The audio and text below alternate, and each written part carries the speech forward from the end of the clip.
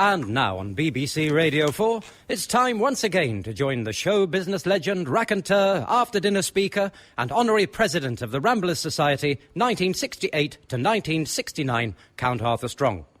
A keen fan of rambling since his teenage years, Count Arthur still keeps it up to date, recently distinguishing himself by rambling for 20 minutes about the price of a tin of pineapple chunks, drawing quite a crowd at the bus stop. Join him now for this week's instalment of Count Arthur Strong's radio show.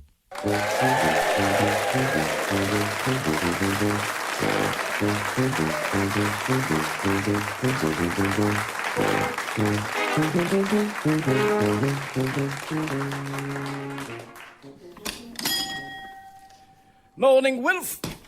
Chilly out there, isn't it, this morning? And before you say anything, I don't want to get into a discussion about the weather. I was merely passing a remark about it. I don't want it to turn into a long conversation. So I'll just nip you in the buds. I don't want to debate. If I had more time, that would be a different matter. Ordinarily, I would be open to a bit of convivial banter regarding the depression sweeping in from the northeast and the probability of squally showers. Just not this morning. I have neither the time nor the inclination. All I require from you is your services as a professional butcher. So, put your pork head on, if you will, Wilf. I'd like to reserve some of your boiled ham for collection by me personally later in the day. Combien tranches de jambon, Arthur? Come again? Où sont les toilettes? What? Les toilettes sont sales. Oh, Sally. Hey, Wilf's having a turn. I can't understand anything he's saying to me. Bonjour, Arthur. Comment ça va? Hey? What's happened? Why can't anyone understand me listening to you? Geoffrey, thank goodness. Hello, Arthur. These two must have had a bang on the head. They're talking in tongues. Quick, phone BHS indirect. J'aimerais un soin du visage. Oh, bloody hell, sir, they've got you as well, have they? Les toilettes sont bouchées. Now listen, all of you. Can you talk to me using the alphabet in a different order? Où sont les toilettes? Il n'y a pas de papier de toilette. Les toilettes sont bouchées. I'm warning you now. Get away from Il me. n'y a pas de papier de toilette. I've done Les one-armed toilettes combat sont in bouchées. Ensa. Come on then. Hey, come on. I'll chin the lot of you. Oh, sod it. I'm at home. Oh, it was a dream. Dear, oh dear. Oh, I'm dripping. Oh. Who's ringing my bell? Hey, what time is it? 3:10 in the bloody morning? Right, there better be a very good reason why my bell's doing that. Hey, if there isn't, I'll want to know the reason why there isn't a good reason. And they better have a good reason for not having a good reason if they haven't got one, which they won't have. Right. Wilf, what are you playing at? Bonjour, Arthur. Oh, no. No. I'm not having that anymore. I'm awake now. I'm fully compost mendips. Are you ready then? Ready for what? For the ferry, our trip to France for the day. Oh, sod in France. That's why I was dreaming in tongues. I must have nodded off watching that James Bond film. I was sitting up in the chair instead of going to bed, so I'd be ready on time, studying my French phrase book, doing a bit of snotting up. It always pays to grasp your basics, Wilf. I mean, what if I was taken short over there? Because when I have to go, I have to go. Here, do you know what French for toilet paper is? Toilet papier. Eh? Why bother changing it? That's not a different language, is it? Eh? It's just the same as we say, but they say it funny. A foreign language should be something nobody understands. Well, are we going or not, Wilf? We don't want to miss the ferry.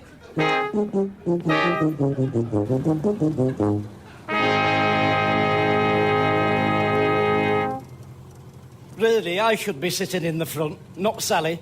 I must have the longest legs. How long are your legs? Who, me? No, the Archbishop of Cranberry. He's sat next to you. Of course I meant yours, Geoffrey. Dear, oh dear. I wouldn't be asking the Archbishop of Queensberry what his inside leg was, would I? What's your inside leg? 29 inches. Was that both legs? Yes. That's you beaten. What's your inside leg, Wilf? 30, I think. Oh, 30. Not bad. Not good enough, mind, but not bad. How long are yours then? Oh, I'm not sure, Sally. It's appropriate for me to discuss my length with you.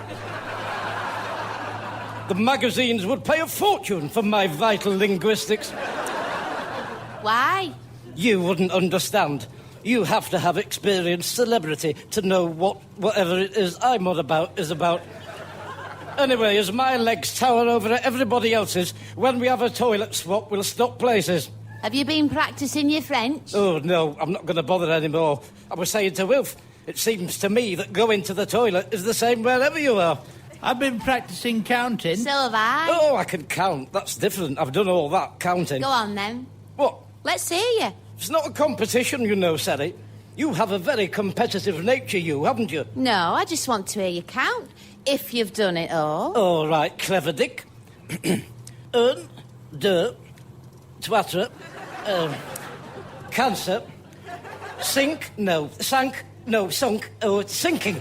No, not sinking, idiot. Oh, I don't care. 8, 9, dece. That wasn't very good.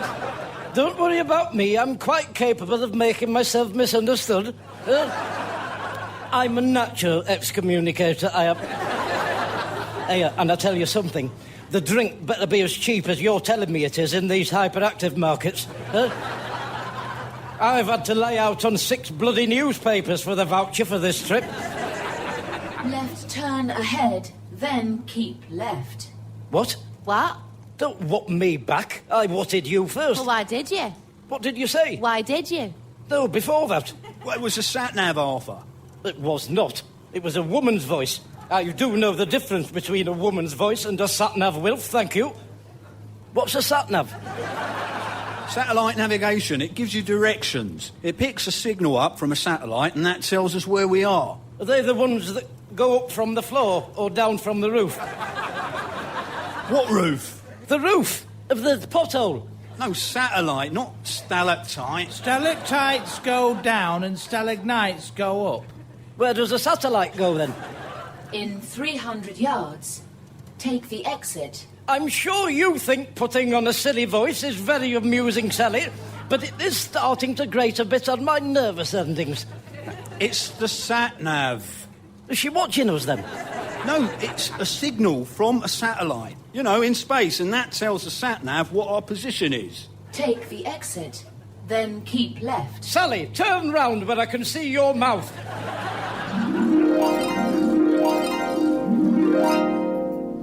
So, let's get this straight. A Sputnik is the one that grows off the roof of a cave, and a satellite grows up off the floor. Is that what you're saying? No!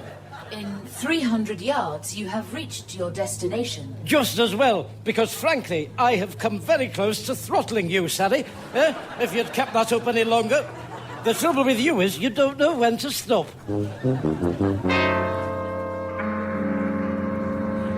Oh, these are big now, aren't they, the boats?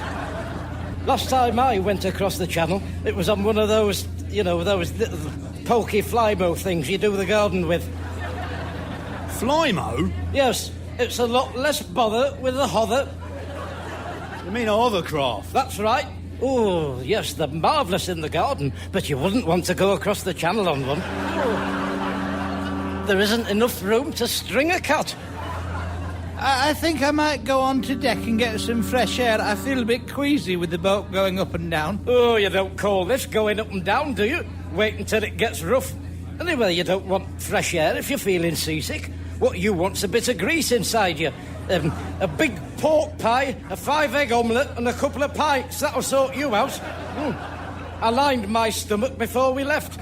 Here, let's find the bar. I think I might have a look around the shops. I'll come and find you. Right, come on, you two. Let's get in here and have a drink. Now watch this and learn something. Bueno, Mansa, bueno. Jazzy, pints of beer. I know it's not pints in France, but you know what I mean. If I say pints, you'll have an inkling, won't you? For myself and myself's amigos. So it's beer you're after, is it? Thought you were French. No, sir, Dudley. Well, that's a Swiss. We're largely an English crew on this ferry, sir. Oh, are you? Well, when I find my compass, I'll be checking up to see if we're outside territorial waters or not. And if we are, your language should have changed on here. It's maritime law once you've passed the meridian. Pardon, monsieur? Que voulez-vous? However, on this occasion, I'm prepared to overlook your misdemeanour.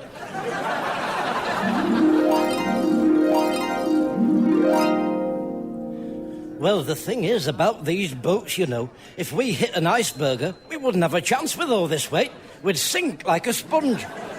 I don't think we'll find any icebergs in the channel. Well, you're saying that, but you're not taking into account the melting of the polar bear's cap, are you, eh?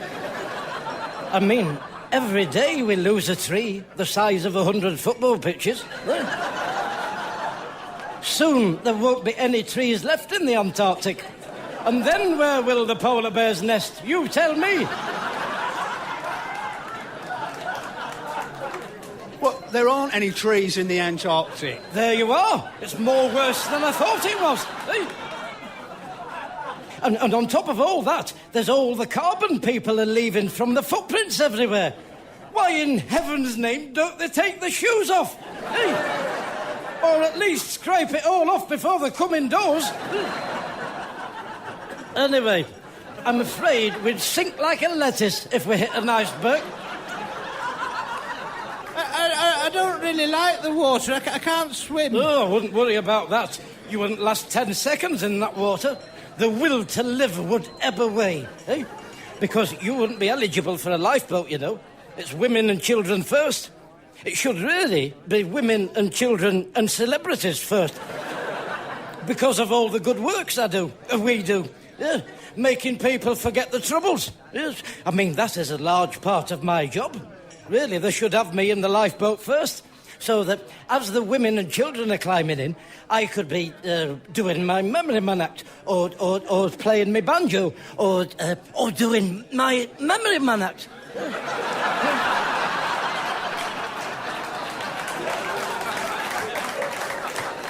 To help keep people smiling, yes. I mean, if people can laugh as the ship's going down, that's worth its weight in gold. I don't like thinking about sinking. I'll tell you what is a thing to look out for. What is a telltale sign that the boat's going to sink? Rats. Oh, yes. As soon as the ship's about to sink, you'll see dozens of rats jumping on board. So if you're not an entertainer, like I am, you'll probably be best off just heading to the bar and getting plastered. Here, you'd think if it was sinking, all the drinks should be free, shouldn't they? Would be a nice gesture, wouldn't it? In which case, I might change my mind and go down with the ship. Or do you think we could change the subject? The Poseidon Adventure? That's a true story, apart from some of them getting out. In real life, Shelley and Bernie Winters died in it. Oh, yes. Drowned, then starved to death. Here, I'll tell you where I wouldn't go for love nor money. The Bermuda Triangle. There's hundreds gone down in that. Never found one of them. You'd think Health and Safety would have pulled them up on that, wouldn't you? They reckon it's giant prawns that's doing it. Oh, imagine that, being dragged by a giant prawn, kicking and screaming to a watery death down in Davy Jones's allotment. Can we talk about something else? I don't like sailing. I don't like being on a boat. I don't feel safe on them. All right. Keep your hair on. I'm only trying to take your mind off it all.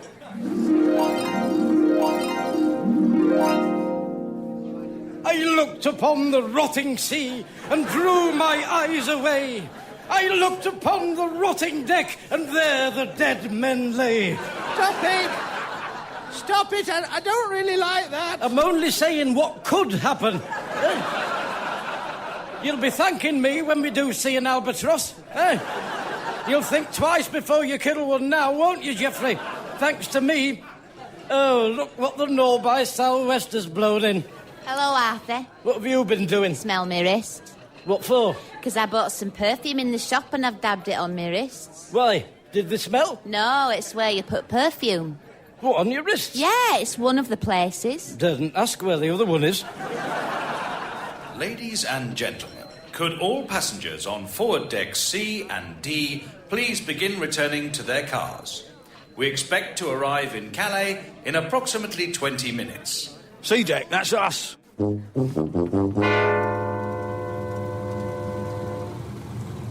Well, frankly, I thought they were very slack on customs, waving us through like that. What's happened to Cash Point Charlie? That's what I'd like to know. They hardly squinted at my passport. I could have been an international criminal mastermind for all they know. I could have had a pair of metal hands and a white cat on my knee. On my way to paint Pussy Galore's finger gold. They're very lucky I'm just on a beer run. I could be wreaking havoc. What do you mean you could have had a pair of metal hands? I'm just saying, the Border Patrol was very slack. They didn't even ask to see my distinguishing feature of mine. What is your distinguishing feature? That is between me and the authorities, Sally. It's not for public digestion. If word of my tattoo leaked out, the press would have a sports day. Have you got a tattoo? How did you know? Wilf, did you tell her? No, I never said a word, Arthur. Well, someone's opened the big ears, haven't they? Well, it wasn't me. I didn't even know you had a tattoo. Where is it then? Somewhere you won't be seeing. Don't worry about that. What's it of? Never mind what my bloody tattoo's of. You see all this hornet's nest that's been kicked over inside my can of worms? Because some half-wit blurted it out that I've got a tattoo of a pineapple on my backside. Hey! I'd like to get my hands on the idiot, whoever it was. Oh, here we are. Blimey, is it all drink in there? Yep. What time do we have to be back at the boat? Well, we've got 3 hours. 3 hours? That's not enough. We might have to leave the awful Tyre until next time. Awful Tyre? Yes. No, not Tyre. Tower, I said. The awful tower. No, Trifle. Eiffel. Eiffel, bloody Tower of Leaning Pizza, whatever it's called. We're a couple of 100 miles away from Paris. Oh, well, there you are, then. The Lisa Mona will have to wait. The Mona Lisa would have to wait. Here, I thought he was Italian anyway, him that painted the Lisa Mona. Michelangelo da Vinci Code. Anyway, stop going on about it, trying to sidetrack me when I'm stood outside the biggest off-licence I've ever stood outside of, being sidetracked. The hourglass is ticking. Come on, let's get in. Blimey, look at all this. It's like that big warehouse in Raiders of the Ark Royal. Ooh. Right, I might as well have one of these trolleys, get loaded up. What are you on the lookout for, Geoffrey? My sister wants a bottle of Dubonnet. You've come thousands and thousands of miles to a foreign country for a bottle of Dubonnet? She doesn't drink anything else. You want your head testing, you do. I want some dry white wine. What, one bottle as well? No, 2 boxes. They don't call it boxes in the wine world, Sally. They call it cases of wine. No, it is boxes I want. Those you get with a little spout on. You're as bad as him. Hey, all this way for 2 wine boxes. I don't really drink at home. I'm after cans of lager for David's 30th. What, you're David? He's never 30 now, is he? Yeah, he is next month. Dear, oh dear. Oh, it only seems like yesterday. He was less than 30. Oh. A lot less. And smaller as well. Oh, dear. Where does the time go, Wilf? No, don't answer that. I've got things to do. Let's split up. I don't want slowing down with you lot. I'm off down here. What's that? Oh, it looks like they're giving free samples away. Oh, we'll have some of that. Banjo, madame, banjo. What's Welsh for free? French, I mean. Liberty. Le drinks, liberty, madame, silver plate. Hey? I'm here to liberate one of your drinks.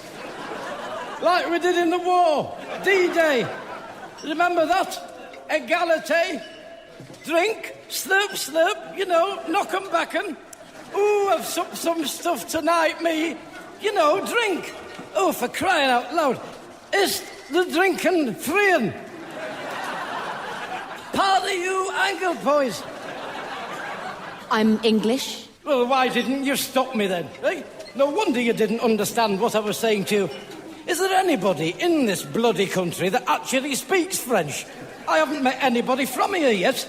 I sat up all night long until I fell asleep, learning the language so you could feel the benefit of my French tongue.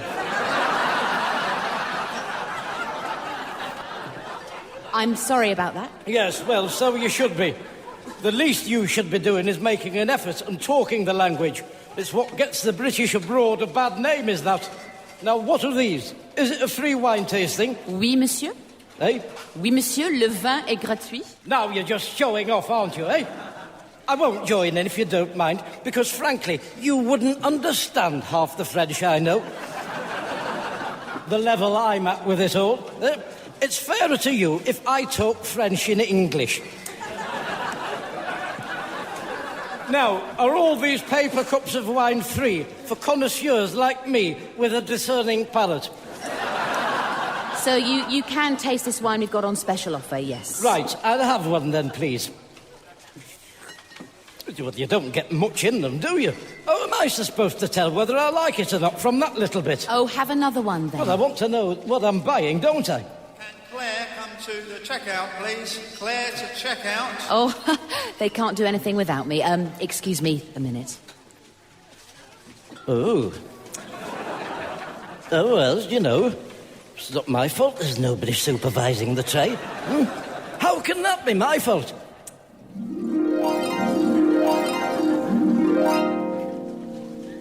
Auntie Mary had a canary up the leg of the door.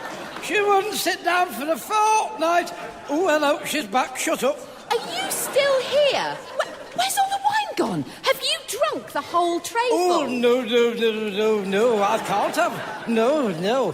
What's happened is you must have had a bit of a rush on. Oh, yes, I couldn't move here for elbows. It was like the sale at pound stretchers.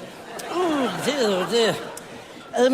You're not thinking of opening another bottle, are you? No! Are you thinking of buying one? How much is it? €6 a bottle. How much is that in pounds, shillings and pence and pounds? Just under £5. £5 for one bottle? I'm not bloody Alan Sugar Babes, you know. Extending my portfolios. I'm not paying £5 for a bottle of wine. I want some of that this bloke was telling me about in the shoulder of mutton. And what's that then? Don't know what it's called, but you get it in a big plastic bottle, like the ones you get water in, and it's 50 pence a bottle. I want a dozen of those. I think you'll find that's right in the far corner of the warehouse, by the dock door at the back, near the dustbins. Thank you. £5 for the bottle of wine. Never heard anything like it.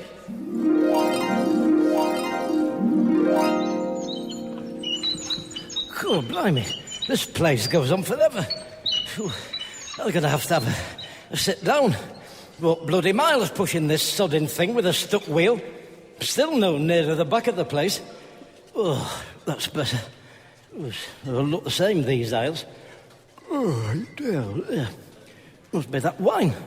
Mind you, for £5, I'd want a bucket of caviar with it, a couple of pints, a big pork pie, and another bottle of wine. Oh, well, if we're having another bottle of wine out, they might as well get another pork pie out while they're there. Let's have a party, eh? Oh dear.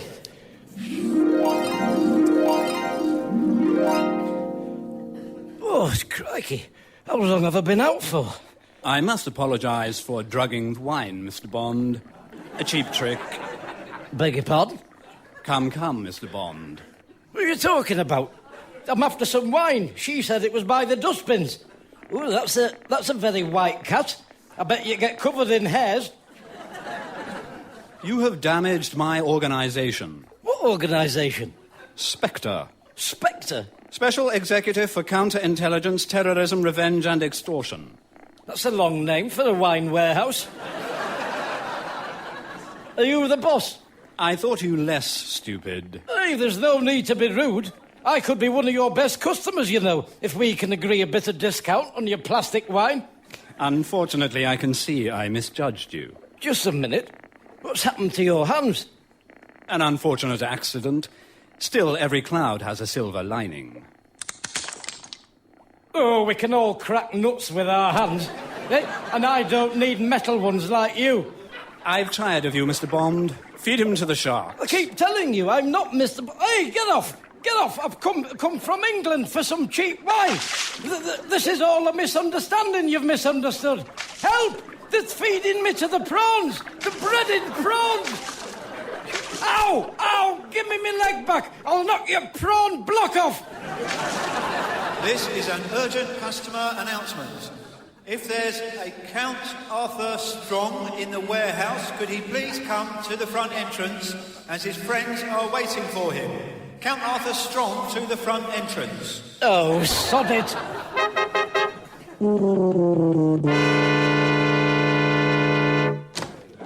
Arthur, you're back. How was the trip? I'd rather not talk about it, Jack, if you don't mind. Did you get plenty of drink? No, I didn't, if you must know. I didn't get anything. And we nearly missed the bloody boat. It was a right load of rubbish. For the kick-off, there aren't any French people in France. The bloody customs just wave you through without even looking to see what your hands are made of. And the bloke that owned the Special Executive for Counterintelligence, Terrorism, Revenge and Extortion drinks warehouse was a nutcase. I couldn't get out of there quick enough in the end. Oh, I'm sorry to hear that. What'll you have? I'll have a pint of bitter, Jack. A foaming pint of British bitter. Coming right up. All right. Not seen you in here before? That is because I have not been in here before, Mr... You! I beg your pardon? Oh, no. I'm not having this. This is my awake time. If you want to talk to me, come back when I'm asleep. Now, push off, tin fingers, and take your flea-bitten cat with you.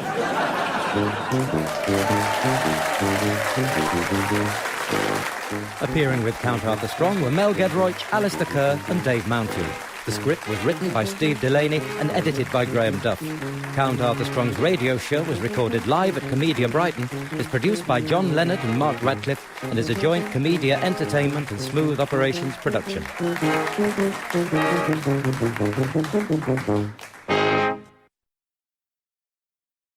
And now on BBC Radio 4, with the big hand pointing at the 6 and the little hand pointing at one of the other numbers, it's time once again to join the show business legend, raconteur, after-dinner speaker and non-executive chairman of the Timekeepers Association of Great Britain, 1968 to 1969, Count Arthur Strong. A proud timekeeper since his childhood, Count Arthur has only ever been late once in his life, at the age of 7, when his parents moved. There is still a 10 shillings reward for anyone who has any information where they may have moved to. Join him now for this week's instalment of... Count Arthur Strong's radio show.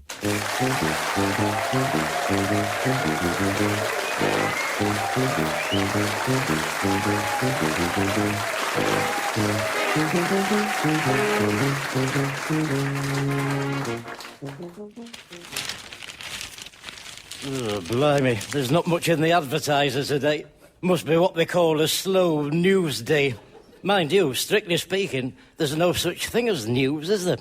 Because by the time you read about it, it's already happened. So really, they should be called history papers. Not newspapers. Doesn't matter whether it's free. It's the principle. They should get the facts right. I've got half a mind to sue them over that. And my other half of my mind is also thinking about suing them.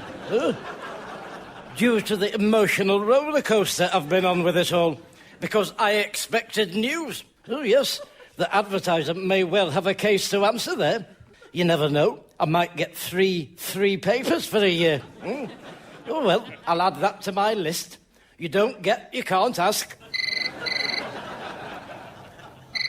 Oh, that bloody telephone. I'm going to have that taken out, ringing whenever it feels like it. Make the most of it, because this phone's coming out. Sorry? Apology accepted. Goodbye.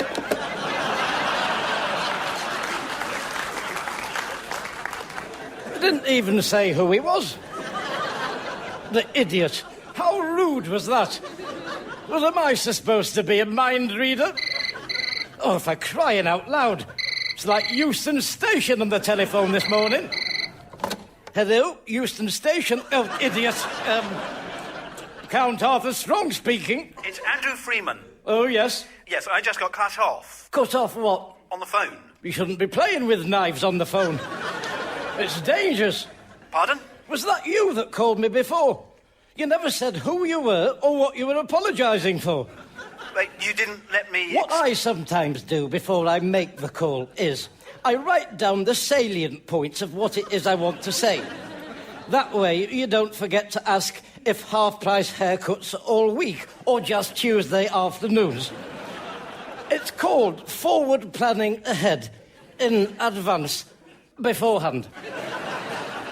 Right, I'll try and remember that next time. Very good. Happy to have been of service. Thank you for calling. No, don't put the phone down. It's about tonight, the murder evening. I want to arrange a pick-up time. What was all the other business about getting your haircut on Tuesdays about then? Well, that wasn't me, that was you. Well, I beg to differ, because I did not have my haircut on Tuesday. I was on a day trip to John Smith's brewery with the Legion on Tuesday.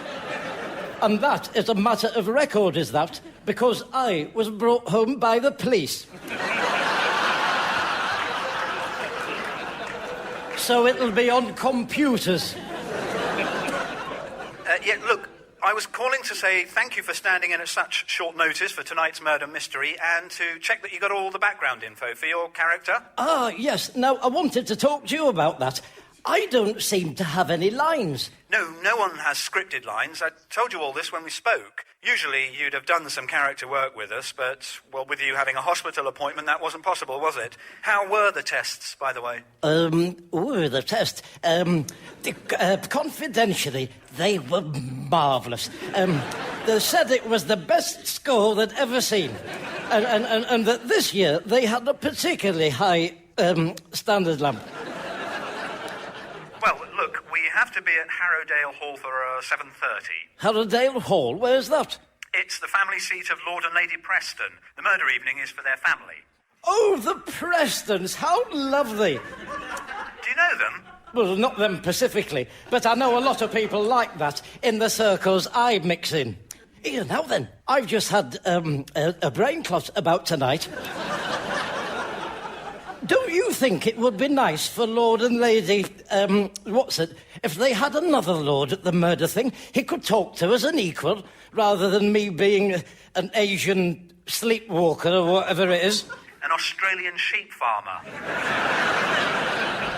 It's too late to change anything. I'm just thinking of him, and I do have the bloodline for it. Well, it's not necessary. Look, where shall we pick you up? We need to leave by 6 o'clock. Well, if it's going to be 6 o'clock, you better pick me up outside the Shoulder of Mutton on Whitfield Street.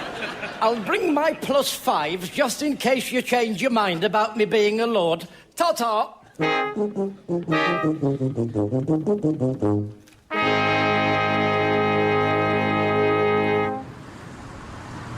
I'm going to make me love you. Promise I made.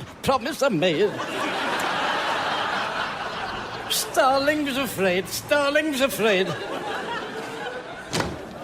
Here I am, a walking plimsoll. Morning, Arthur. You're in good voice today. What is that? Girls allowed? It was on in the supermarket. I can't get the bloody thing out of my head. Here, listen, Jerry. You're a good judge of people, aren't you? Am I? Would you say, in your opinion, that I am more of a sheep farmer or more of a lord? In the Charles Lawton mould, with my blood. Who's Charles Lawton? You're talking about who's Charles Lawton. Don't you keep up with the film stars? More of a lord? Exactly. It's as plain as a long face on your head, isn't it? Eh? It's all in the way I deport myself, isn't it, Jerry? That's what I was telling him that cut himself on the telephone. Who? Oh, I'm doing a thing tonight for some potential dear old friends of mine, Lord and Lady, though I don't know what it is, Ponsonby probably. They're all called something like that, aren't they? Somebody murders someone to death, and then the lot at the dinner party have to guess who had done it. They want me to undertake the role of a sheep from Eurasia.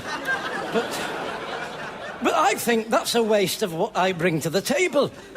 It'd be better for everybody if I was a lord, or at least a notch posher, because I honestly don't think anyone wants to watch me playing beneath myself. Oh, yeah, well, I'll definitely say a lord then. What can I get you? I'll have a pint of bit... Oh, no, that's not you, is it? I'll have a tea, Jerry. I don't want to pay for anything to eat, with it being free food tonight.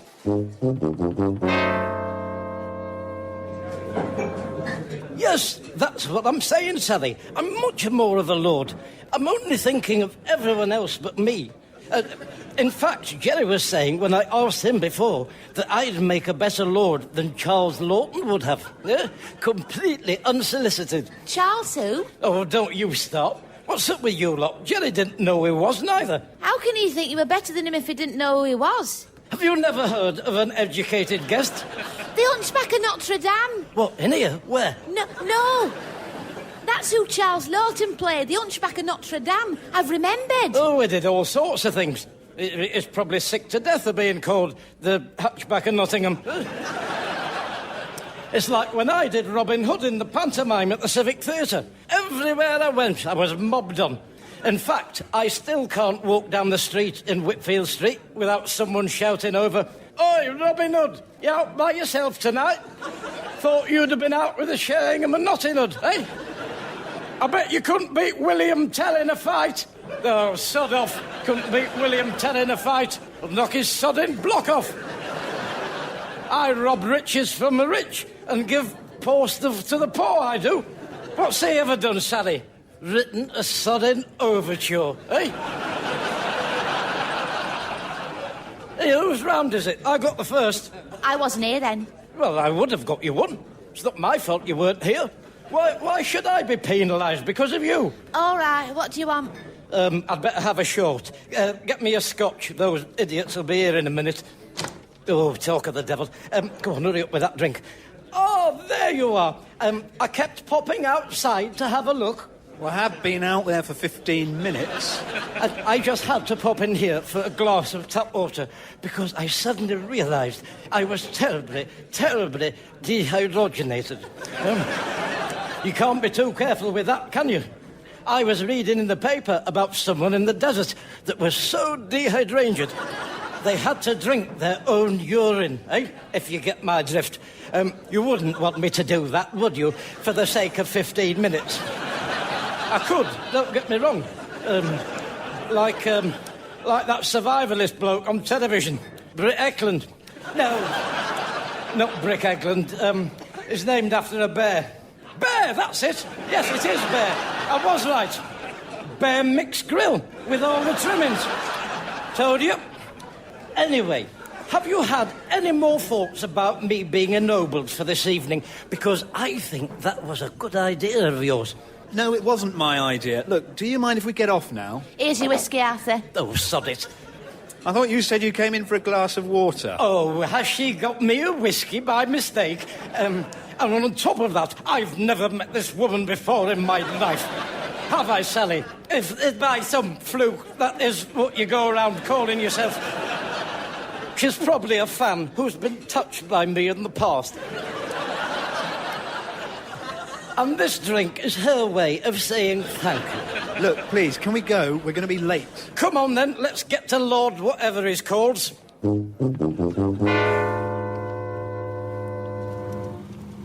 we nearly there yet? No. Yeah, the last time I was in the back of a minibus, there was a crate of bitter for us all. Oh, dear. Is there anything like that in this one? No, I'm afraid not. Best to keep a clear head, isn't it? Oh, yes, absolutely, absolutely. I was just saying that some of them do that. What are you two doing in the murder dinner, then? I'm the chief constable. Oh, it's all right for some. What about you, love? I'm a famous artist. They've invited me to dinner because they want me to paint a portrait of Lady Preston. Oh. How much do you charge, then? To do, what do you call them? A picture of someone's head. There is a name for it. A portrait? It must be cheaper, just having your head done. You have got no fingers or feet to paint, have you? I'm not really a painter. Rolf Harris says that they're the hardest part to do, the fingers and toes. And he should know he's done the Queen. I've always wanted my head painting, you know, so if we're not talking silly money, there could be a commission there for you. I'm not really a painter. Mind you, I'd have to see some of your work first. I'm not sitting there for 6 months to end up with 5 eyes, 2 noses and a blue head. I don't know why they do that, the tubists or whatever they call themselves. It's the Emperor's new shoes all over again, isn't it? So don't be trying any of that on with me. I want mine to look like a photograph, but with my eyes open. I'm not really a painter. Why didn't you say that before now? I did. Well, I never heard it, and you would think I'd be listening. We're nearly there yet? No.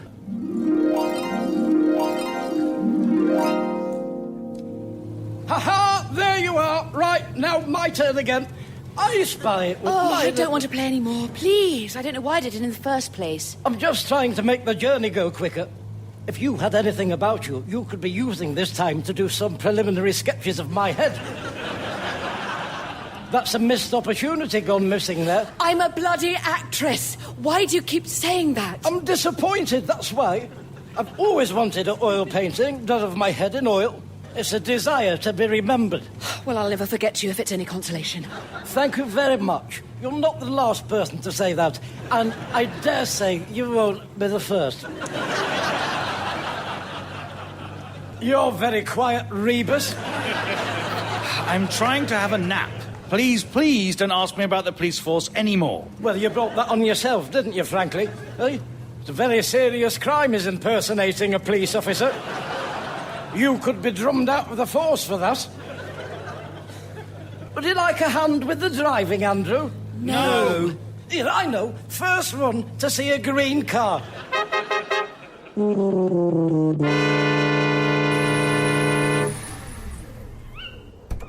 Look out! Let me get out! Shift yourself, will you? My leg's gone to sleep. Shame it couldn't take the rest of you with it. No trouble finding us? No, it was very straightforward. Oh, my bloody leg! Dear, oh dear! Oh, I'm getting pans and noodles shooting up and down it now. Oh, here, hold that. Make yourself useful. I beg your pardon? Hold me bag while I rub my leg. Or rub me bag while I hold my leg. I'm not bothered.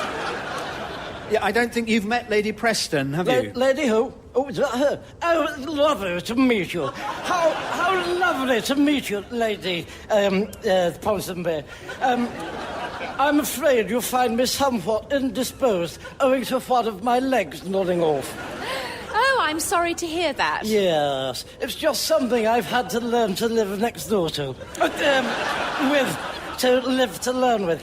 To love to learn with. To learn to love with it. What's up with you? Is my lord not with you, my lady? No.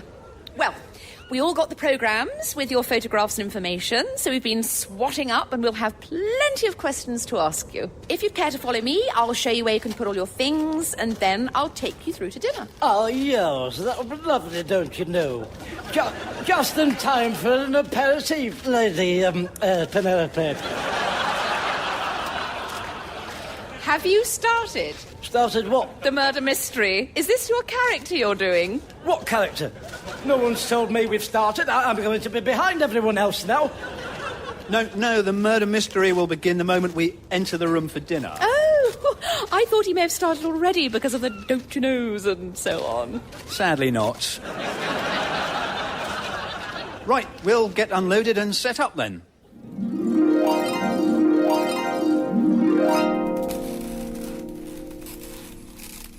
Oh, blimey, I shouldn't be having to carry this end of this basket with my back. I'm already suffering from non-Pacific back pain as it is. I presume we're all covered for personal injuries. I wouldn't know. Here we are. Oh, thank goodness for that. Dear, oh dear, what's in the bloody thing anyway? The dummy of the murder victim. Oh, let's have a look. Open it up, come on. Blimey, it looks like Boris Karloff. What did it die of? Whoever the murderer is the only one that knows. Aha! Is it you, then? Are you the murderer? We won't know until we draw lots. Lots of what? Hey, if we're drawing, won't her that's the artist have an unfair advantage? That's not very fair, an unfair advantage. Draw lots to see who the murderer is. None of us is supposed to know who the murderer is. You have read all the stuff that came with your character biog. Oh, don't worry about me, Inspector Morse Code. Just you worry about your own performance. Right, that's everything in. Let's quickly draw lots and get into costume. Sarah, you pick first. Dan, Count Arthur, me. Aha! It's me! Now then, look out, Lord Ponce, I'm coming to get you! No, we're not supposed to know. Put them all back in. The whole point is that it's spontaneous for us, as well as the client. Well, it's a bit daft if you ask me, trying to make out that we know that we don't know. Shush. Everyone pick again. Right, good. Oh, how disappointing. Oh, for goodness sake. I never said I wasn't the murderer, did I? I might have been disappointed that I was again. That was your fault, that. Reading too much into what I may or may not have been saying I was or wasn't. Give me them back again. This time, don't say anything. Yeah, but supposing that... No! Don't say anything at all. Good. So, can we all just get into costume now, please? What, in here with you, lot? I'm a little bit too set in my ways to turn unisex now. I'll find myself a lavatory. The dining room's down here. We're so looking forward to this evening. Where's the funny man? Is he not with you? He'll be along presently. Ah, here he is. Good evening, everybody. Count Arthur Strang here from the Australians. Yes. I am what we Australians call a pom-pom from down underneath. Are you all ready? Do come through. Here, let me go first. Move out of the way. Pleased to meet you, Lord Ponce. Preston. Hello there. Allow me to introduce myself, King Ponce. I am Count Arthur Strang from Australia, yes. I made my fortune in sheep, and I've recently returned to these shores, don't you know? I am now a neighbour of yours, and that's why you've asked me to dinner. Oh, and I haven't done the murder. We've just drawn lots.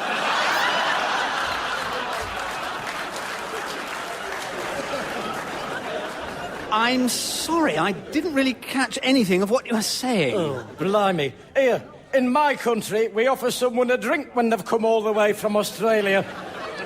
Oh, would you like a glass of port? Don't mind if I do, your worship. Well, I'll just get you one. This is my daughter, Lucinda. Did I hear you say you came from Australia? Yes, that's right.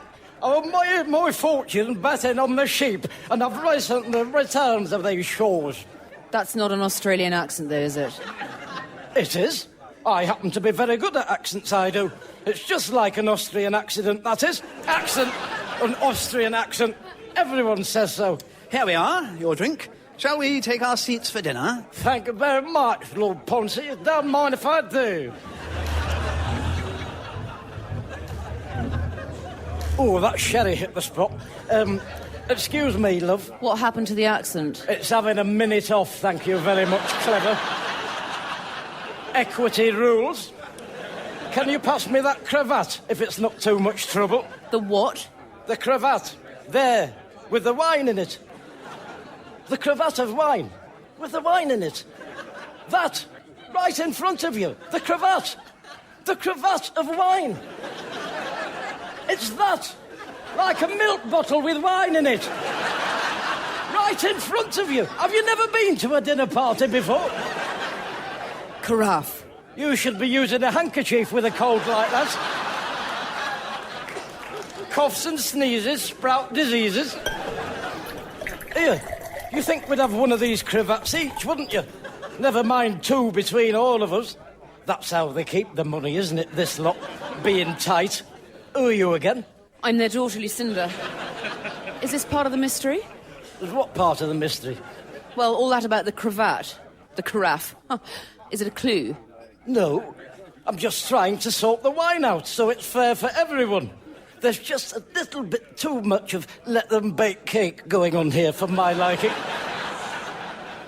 Can you reach that other cravat from here?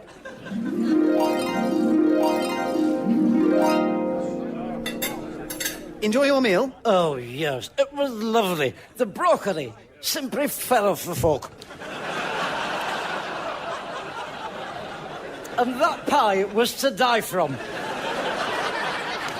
Whatever that means. You do hear them saying it. My condiments, your chef of yours you've got. Glad to hear it. Yes, the only way you could top a meal like that in my book is if you got the cheese and brandy out. Or just the brandy if you're being tight. Oh, the brandy. Well, you must have another cravat of wine in your cellar you can get out, surely. So you're from Australia, are you? That's right, and I haven't done the murder. Made your fortune in sheep. Oh, yes. How long did you live there for? I don't know. A year? Oh, you must have made your fortune very quickly. Here, listen, I don't know why you're trying to catch me out. Would you excuse me for a moment? I feel a little lightheaded. Oh, yes, of course. I'm sure I'll be fine if I take a little fresh air. Well, I do hope she'll be all right. I wouldn't bother about it. She'll be going out to find the body. Oh, I see. That's part of it, is it? Oh, my lips are peeled, Lord Broccoli. I've already said too much. And I don't want to think you can ply me with drink and get any more clues out of me, neither. Though it might be worth having a go.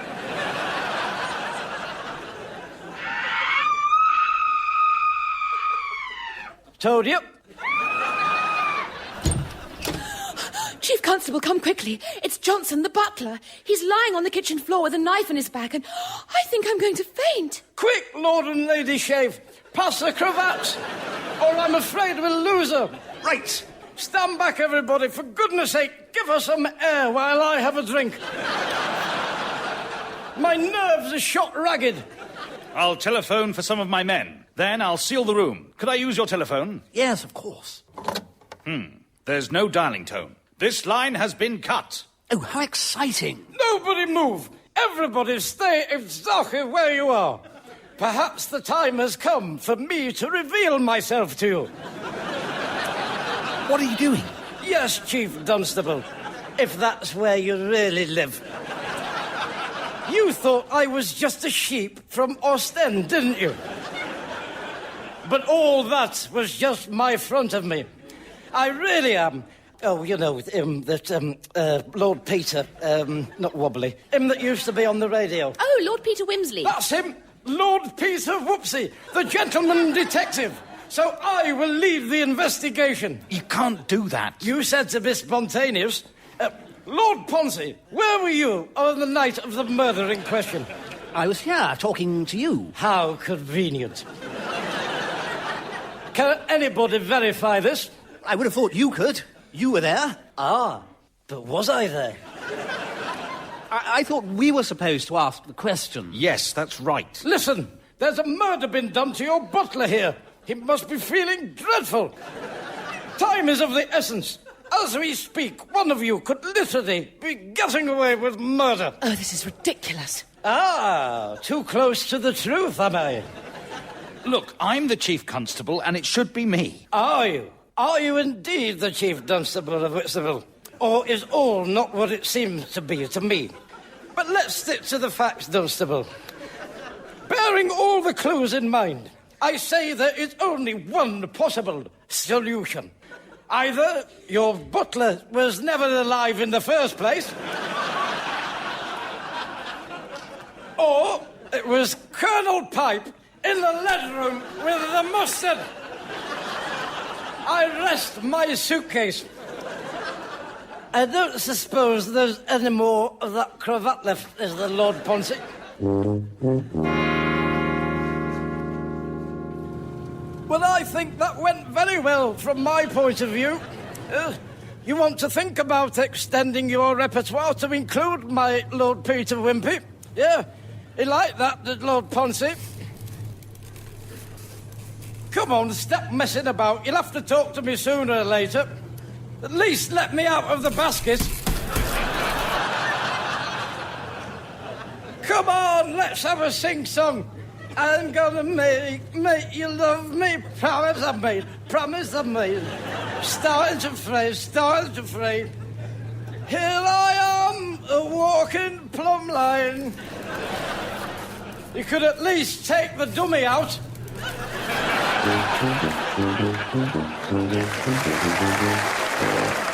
Appearing with Count Arthur Strong were Mel Gedroych, Alistair Kerr and Dave Mountfield. The script was written by Steve Delaney and edited by Graham Duff. Count Arthur Strong's radio show was recorded live at the Dance House Manchester, is produced by John Leonard and Mark Radcliffe, and is a joint Comedia Entertainment and Smooth Operations production.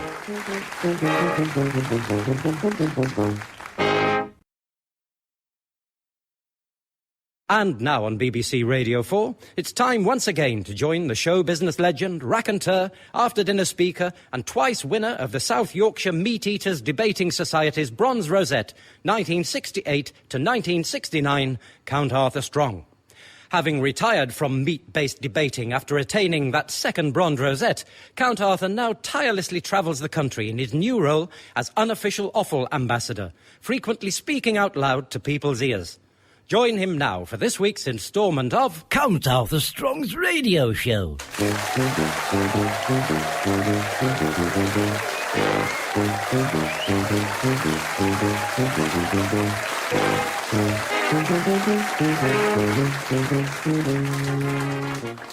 Where's the bloody tea gone? I wish they'd stop moving everything around in this place. You never know where anything is from one day to the next. Excuse me, do you work here? Yes. I'm looking for the tea. It's not where it usually is. I had a system going here, you know. We don't need people coming in overnight and constantly fiddling with things for want of something better to do. The tea should be in the same aisle it always has been, at a right angle to wet fish in between the biscuits and milk aisles. I expect now, thanks to you lot having nothing better to do, I have to walk from one end of the supermarket to the other. Well, have you nothing to say for yourself? This is the library. I thought there were a lot of books in here. When did you move in, then? Well, I've just started here, but I believe the library's been in this building for 18 years. Well, that's what they've told you. What? Because it's in their interest to let you believe that, isn't it? Why? Well, it's not for me to explain it all to you, is it? If you don't know, who am I to tell you? Now listen, I've just spelled out to you what could happen in a sympathetical hypermarket. If you move things. So, you know, you have been warned. This is just a free service I'm going round doing, warning everybody against the pitfalls of moving things around unnecessarily and all the confusion you can cause with it all. Right. So do you have any books you want to take out or bring back? No, thank you. I may, however, pop back later on to avail myself of your facilities. I'm researching up for a tribute show on Anthony Newley I'm doing. Anthony Newley. Oh, who can I turn to when nobody knows me? Every night when I come home, the weasel's on the table. Anthony Eden. Right, well, if you need the supermarket, it's next door. I know where the supermarket is, thank you. I go in there all the time. I'm one of their most highly profile customers, I am. And I can take out what I want there, not 6 books a fortnight. Good day.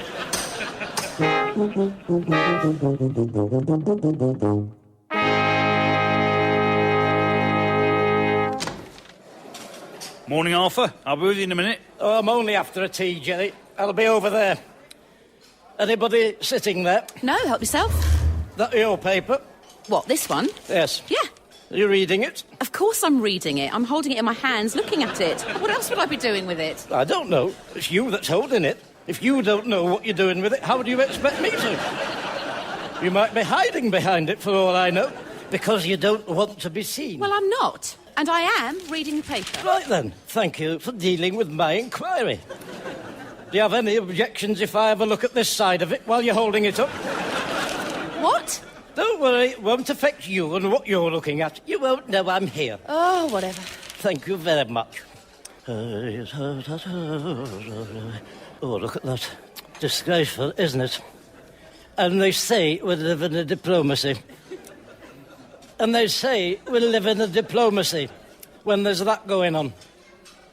I said, they say we live in a diploma. Yeah, I heard you. I thought you said I wouldn't know you were there. Well, you know what they say.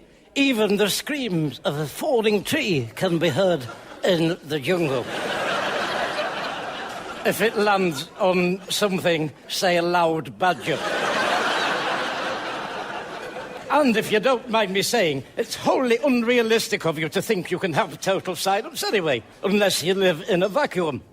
And frankly, you'd be too preoccupied with trying to breathe to take any notice of what anybody might be trying to say to you, if you could hear them, which you couldn't.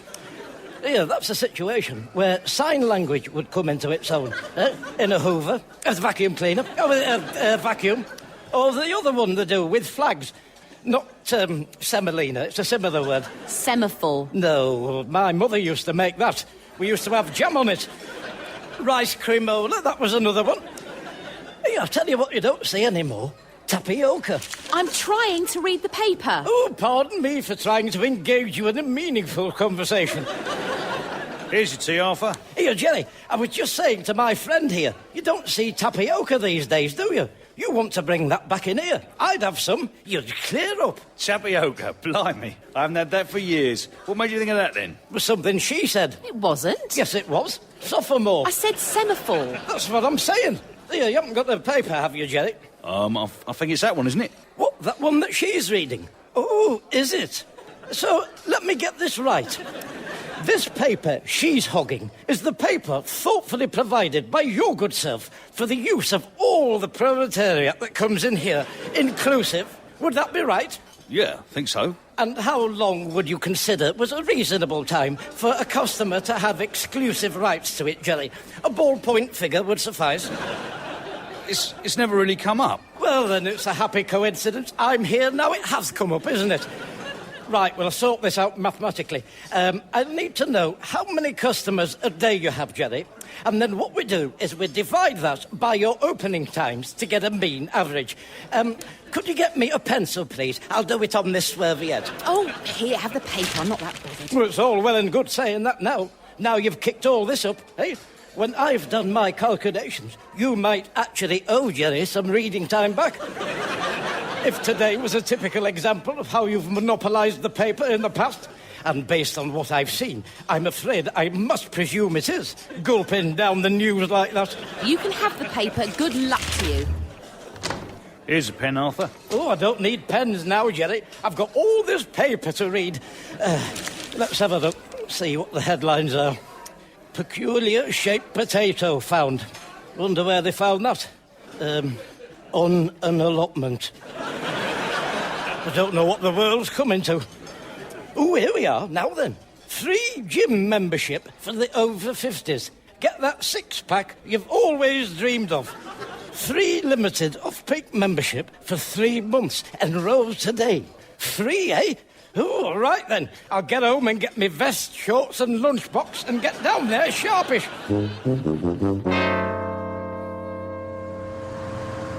Half a pound of tuppenny rice, half a pound of treacle, pop goes your easel. What's he looking at? What's up with you? You look lost. Yes, I am, rather. Oh, well, good luck with it all. You might be able to help me, actually. Oh, yes. How's that, then? Well, can you tell me where St Michael's Church is? Oh, no, you didn't look there, because I can. Let's see, what's the best way I get in there?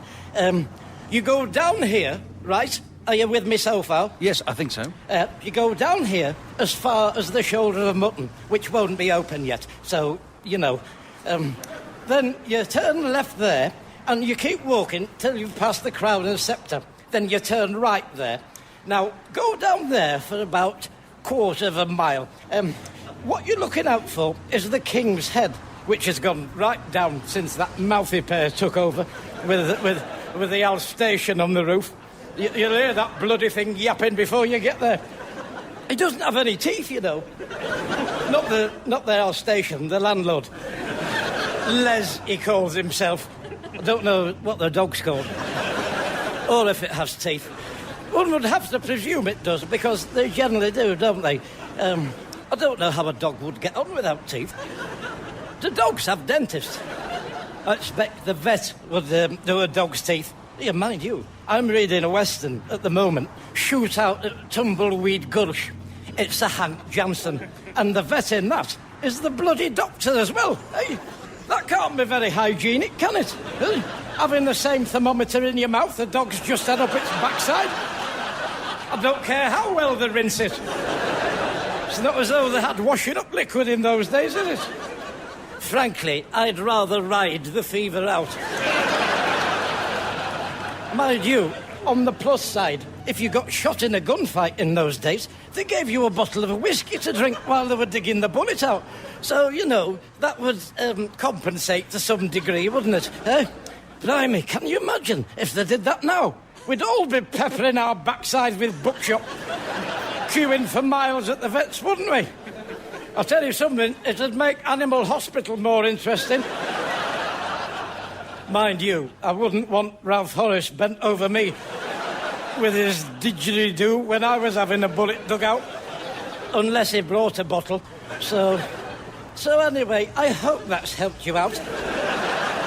Look, I can't stand around here all day. I'm a busy man. Mind how you go. Ta-ta.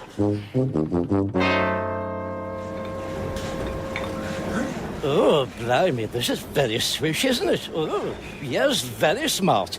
Look at all the machines in here. I wonder what muscles that one works. Still mineral water, Diet Coke. Oh, it's a drinks machine. All soft drinks. You think they'd have a machine that does beer as well in here? Oh, hello, look what's walked in. Hello, Arthur. What are you doing here, Geoffrey? Have you taken a wrong turning? No, I've come to enrol for a free membership. You'd have to get behind me. I was here first. Anyway, what do you want to be joining gyms for? I like to look after myself. You want to be careful. They won't want you keeling over in here.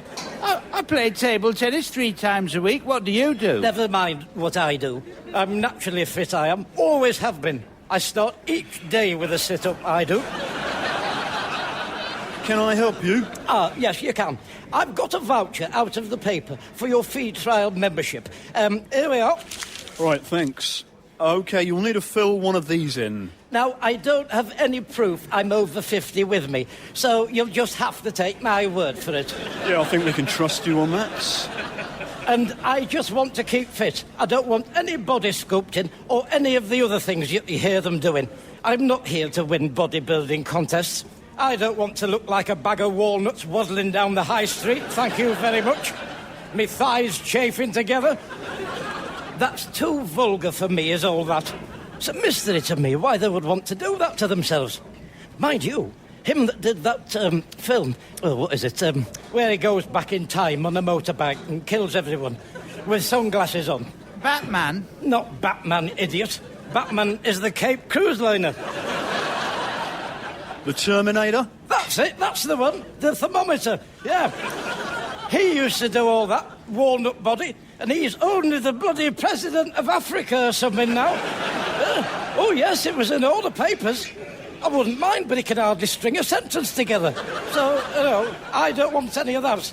I just want my natural fitness topping up. I come from a long line of fitness fanatics. My mother could still sit on the floor at 90 if she wanted to. Oh, yes.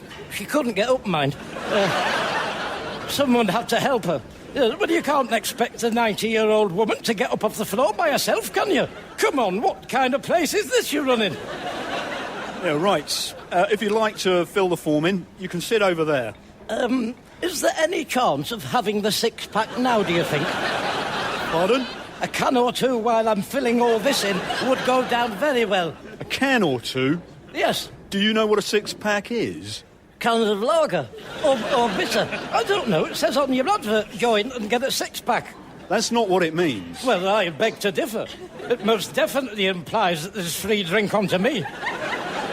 A six-pack is a term for your stomach muscles. Oh, yes. So are you seriously suggesting that if I go into my off-licence and ask for a pack of six-packs, they'll give me a bag full of stomach missiles in a carrier bag? Pull the other bell. It's got legs. You must think I'm as daft as I look. Well, I've got news for you. I'm not as daft as I look. And you are getting people here under false pretences. Whatever, we're not giving cans of lager away. This is a gym. It would be ridiculous to do that. Right, wonderful. Thank you for ruining my dinner time. I may elect to take this further. Well, you can take it where you want. There's no alcohol allowed on the premises. Yes, well, perhaps you'll be laughing over the other side of your head when the full wrath of weights and measures comes down on you. Shall I take the enrolment form back then? No, I'll still have my free membership. You don't get out of it like that. Well, as I said, you can fill it out over there. Thank you so much, idiot. I could have done with 6 pints of cans. I'll get this thing filled in and get down to the shoulder for one. Bloody hell. Sally Marsden, they're all at it. Hello, Arthur. Don't tell me you're joining as well. Yes. Dear, oh dear. If ever there's anything going for nothing, you're right up the front of the queue, aren't you? Well, you're in front of me. Never mind about me. I could be here for any number of reasonings. Like what? I might be the postman. What are you talking about? You're not a postman. I'm making a point, aren't I, Sally, about preconceiving people. Don't judge everyone by your own standards. You have to see the bigger picture. It's like that little Dutch boy in Holland. Had his finger in the dike. Hey, everyone thought, what's he doing? Messing about? No, he was saving the bloody lives. For all you know, I could be having my metaphorical finger in an invisible dike that you can't see and hear. So think on. Hey, it's shocking, isn't it, about the drink? What drink? The fast one they're pulling here with the six-pack. I don't know what you're on about. Their advert. It's misleading. You turn up thinking you'll have a nice drink up, and then they try and wiggle out of it. Wiggle out of what? Good grief, am I the only one that doesn't walk round half the time with my eyes half shut? Are you filling the form in then, Arthur? No, I'm doing a bloody budgie jump. What does it look like? It says you've got to have a doctor's certificate. What? Saying you're fit and there's nothing wrong with you. You know why they're doing that, don't you? They want us to give up. Why would they want us to give up? Oh, you've got a lot to learn, haven't you? They induce you through the door using the lure of a Party 7, whatever it is. And then they crack on. They don't know what you're talking about once you're a captive audience. Then they try and brain swamp you into signing up for 10 years. I know all about this. It was on Witch Dog the other night. It's all a fiddle. It's a template the CIA used in Vietnam. What's a Party 7? You are slow on the uptake, aren't you? It's a good job you're not cracking the enema code. We'd all still be in a pillbox with Troutfoot, Trenchfoot, if we were relying on you. Well, I tell you something. They've picked the wrong one here. Watch this. Excuse me. Yes? I'm going to have to fill this in a little bit later. I'm just going to pop to the doctor's for my certificate. I'll have no trouble getting past fit for active service. I'm glad to hear it. Yes. Then I might just have time on the way back to pop into Weights and Measures, see what they think about the Party 7 scenario. See you shortly. Come on, you two. You can get your doctor's notes at the same time as I do.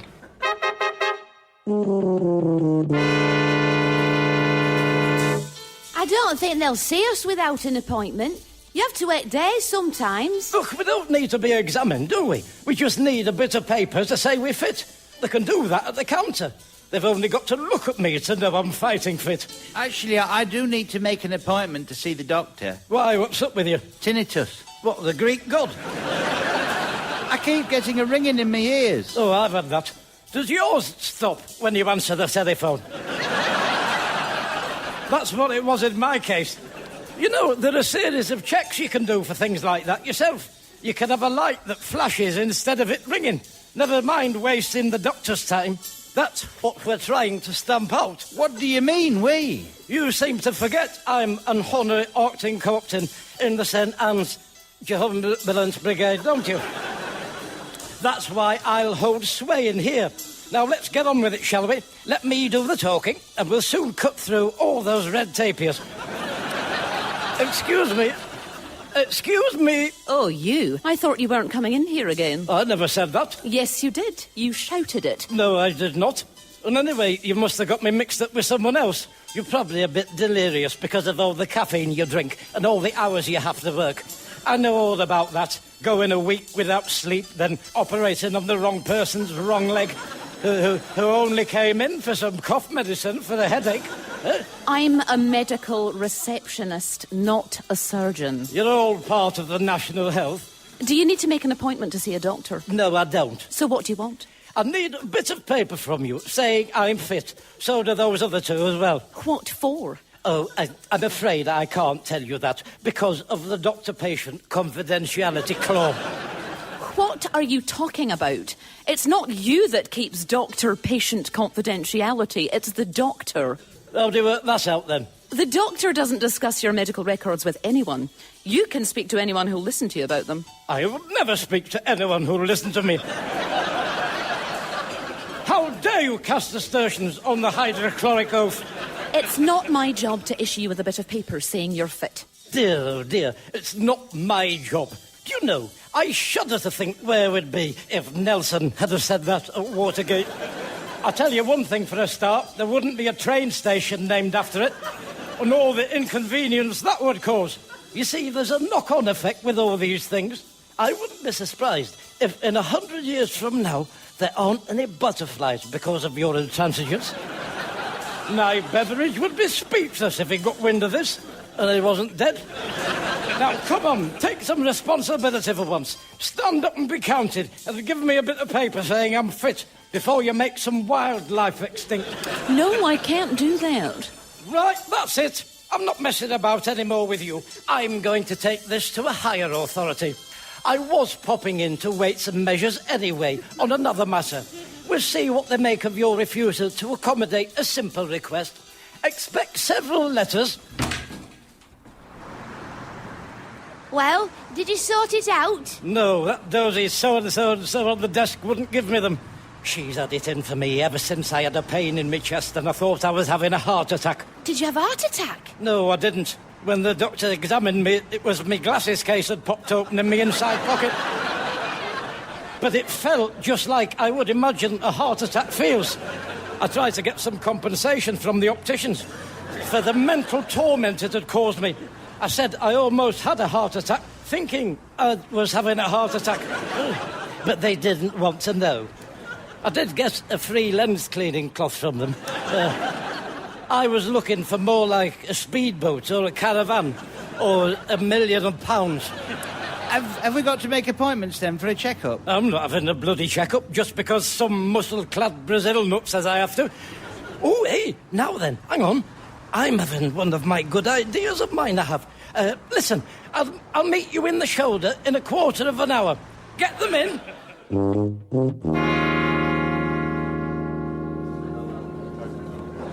I wasn't all that bothered about joining. I just went out of curiosity, really, to see what the men were like. Why? You know, posing pouches. Here we are, then. Now, it's all taken care of. I've sorted it all out. Here, did you get my drink? Yes, it's here. Well, I was going to say. Arthur, Sally and Now, while you two have been knocking it back, I've been busy. Yeah, but we decided... If I could just get a word in sideways. Now, look, I've been to Wilf's, and I've been on his computer. Because me being as clever as I am, I remembered he told me he did all his own letterheads on it. And he showed me how to do one, when he wasn't having to go down and serve his dozy bloody customers. And my clever big idea was to replicate a facsimile of the St. John's Ambulance Brigade of Saints. Can you do that? Well, if I can't, who can? Last time I looked, I was still honorary acting captain in it. It's just that me and Jeffrey... I haven't finished yet. Listen, I've done one for each of us, and I've signed them saying we're all registered fit. Yes, they never banked on dealing with someone like me, did they, when they cooked up the little scheme? I'm like the people's champion, I am. Like Hurricane Higgins. What he was to snooker, I am to civil rights. We shall overcome. We shall overcome. Look, can I just say something? Oh, go on then. Me and Jeffrey went back into the surgery. We've made appointments with the nurse for a checkup. Well, thank you. Thank you very much for your support. After all my good work for the oppressed minorities.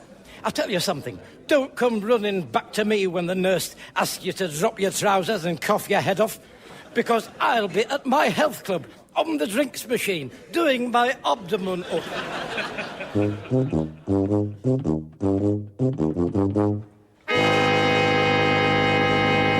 Why do the wheels of the go pop? 'Cause I got a bloody stick and I bashed it on the head. Oh, it's still on. Good. Good afternoon again. Oh, hello. Bet you never thought you'd see me again, did you? Well, you live in hope, don't you? Right, well, I've had a medical done by a top medical person, and I've got my certificate of good, clean health. So I'll have my membership card now, if you don't mind. Don't be trying to pull any more fast ones, because I'm sure you're beginning to realise you've met your match here. Yes, you can't kid a kidder. You can't kill a kidder. Are you on something? Oh, so you've recognised me, have you? I wondered when you would. No, I'm not on anything at the moment. Although I have it on good authority that my episode of Juliet Bravo is due a repeat. I don't think I've any autographed photographs on me. I haven't a clue what you're on about. You've got a medical certificate? There we are. I think you'll find it's all in order. What is this? What does it look like? Body of a 30-year-old, it says. No, it doesn't. Yes, it does. I should know. I did it. Did it.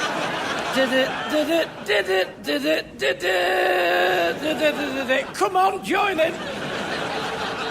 This is an electricity bill from last March. What? Oh, give me that back. Who's put that in my pocket? Here, this is it. No, we can't accept this. What are you talking about? What is the St. Anne's Jombulance Brigade? Go, give me that back. Oh, that bloody stupid computer of Wilf's. Put in that. I thought computers were supposed to be clever. Right, that's it. I've had enough.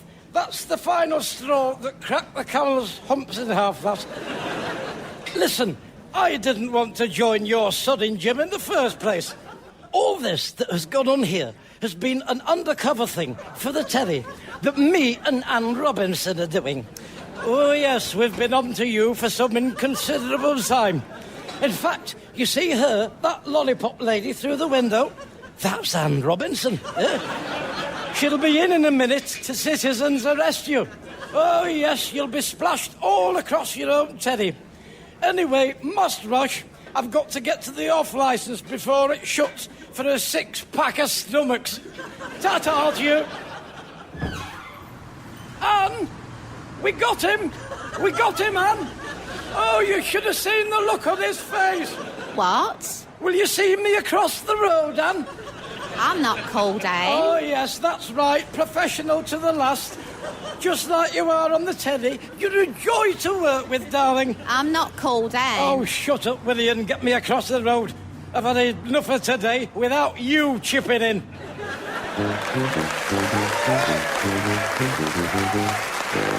Appearing with Count Arthur Strong were Mel Gedroych, Alistair Kerr and Dave Mountfield. The script was written by Steve Delaney and edited by Graham Duff.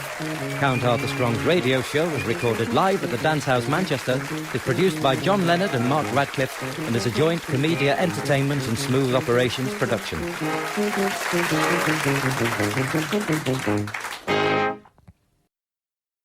And now on BBC Radio 4, it's time once again to join the show business legend, raconteur, after-dinner speaker and beard and moustache wearer's man most least likely to shave, 1968 to 1969, Count Arthur Strong. Though some 4 decades since his last title, Count Arthur still proudly sports a moustache to this day. If you look carefully at a photograph of his head, the more eagle-eyed among you may be able to spot it for yourselves, slightly above the top lip of his top lip. Join him now for this week's instalment of Count Arthur Strong's radio show.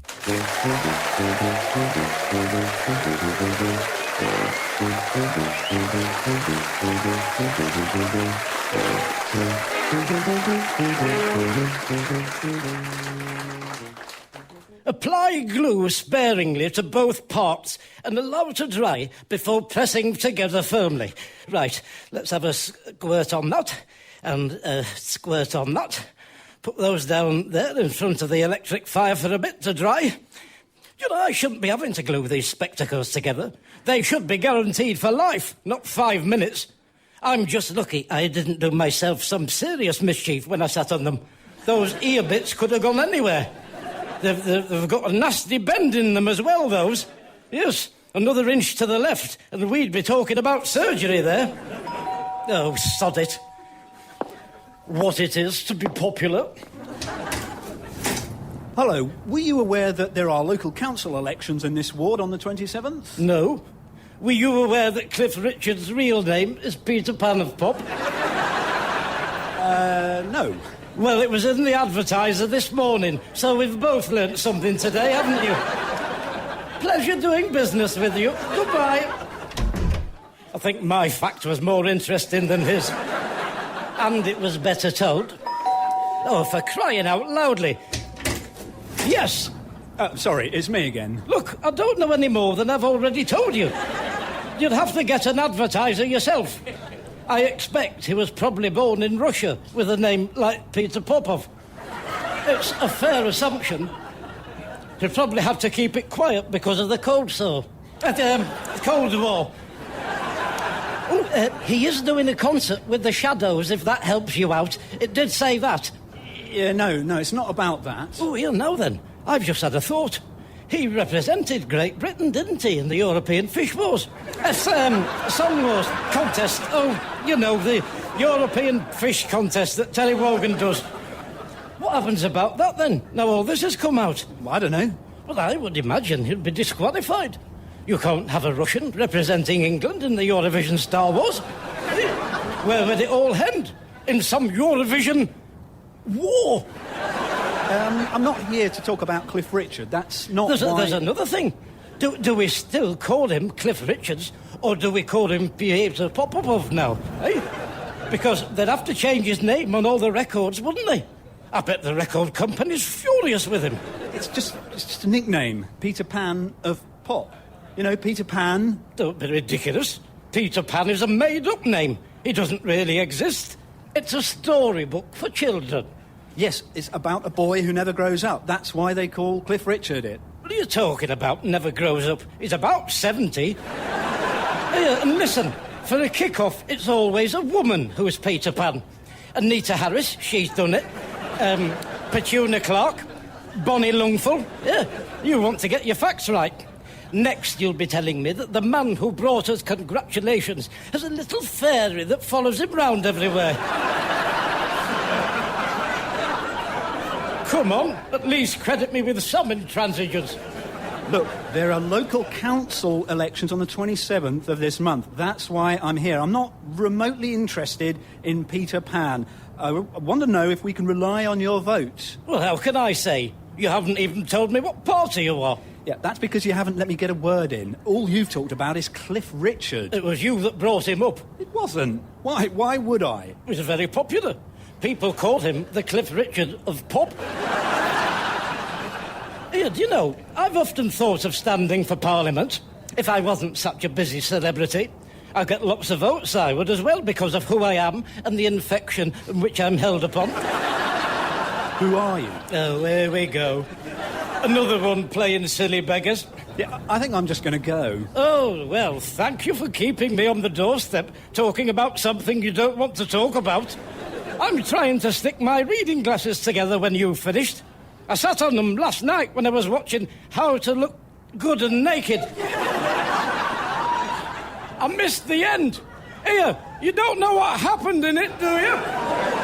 Suit yourself. Idiot. We'd be in a right state with that lot in power, whoever they are. Probably the monstrous, ravenous lunatics party. Right, let's see if my glue's set. Oh, so press firmly together. And there we are, as good as... Oh, with the sodding things. Right, I've had enough of this. I'm not messing about with glue anymore. I'm off back to the shop with these. They can sodding well change them.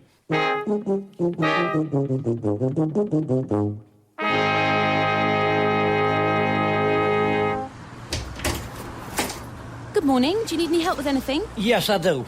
I want some glasses frames, and I want them for nothing. What is this, a robbery? Eh? I want some glasses frames and I want them for nothing. You as well? I thought you worked here. I do.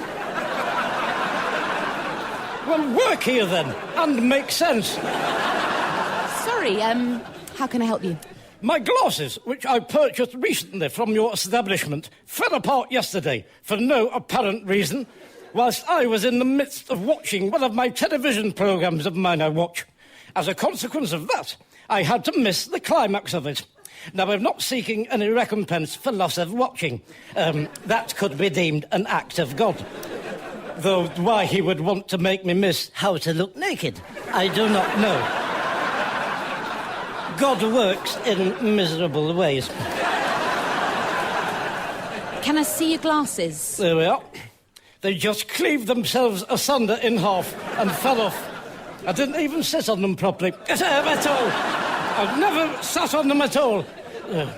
Have you tried sticking them together? Yes, I have, to save you money, because that's the sort of person I am. That I would try to save you money gluing my own pair of testicles together. When did you say you got those? Recently. How recently? Well, it was definitely after we won the World Cup. I remember that. What, at football? That was about 50 years ago. That's what I'm saying. It was well after that. A long, long time after we won the World Cup. Much nearer to the today end of things. The thing is, they don't really make frames like these anymore. Oh, listen, get me Mr. Dyson. I'll speak to him. No offence, but, you know, you haven't a clue, you. It's like talking to some kind of glove puppet. Mr. Dyson? Yes, Mr. Dyson, with his name above the door. Your boss. He sold me these flawed spectacles. This shop hasn't been Dyson's for well over a decade. What is it, then? In Focus. We're part of a chain. That's what I meant. In Focus. Get me him. Oh, I don't suppose you have a receipt? Are you joking? You're asking me if I still have a receipt for a pair of glasses I got over 10 weeks ago. Oh, it must be all of that now. Doesn't time fly out the window when your glasses snap? I'm afraid there's nothing I can do. I don't think these glasses have been stocked for years, and they're very strict at head office about having the right paperwork. Well, quite frankly, I'm appalled. Appalled at the injustice of it all. It always comes down to the little man fighting the system, doesn't it, eh? Well, I tell you something. Thanks to you and your attitude to my flawed glasses, the little people have just found themselves a new champion, the Wonder Horse. Of Troy. Yes. I've been toying with the notion since this morning, but you've just pushed me into the precipice. Let it be known this day that I, Count Arthur Strong, intend to stand in the local elections. And when I'm elected, I shall be tabling a very cross-party motion at the earliest possible juncture about my glasses and the shoddy-waddy treatment you've afforded me. Good day.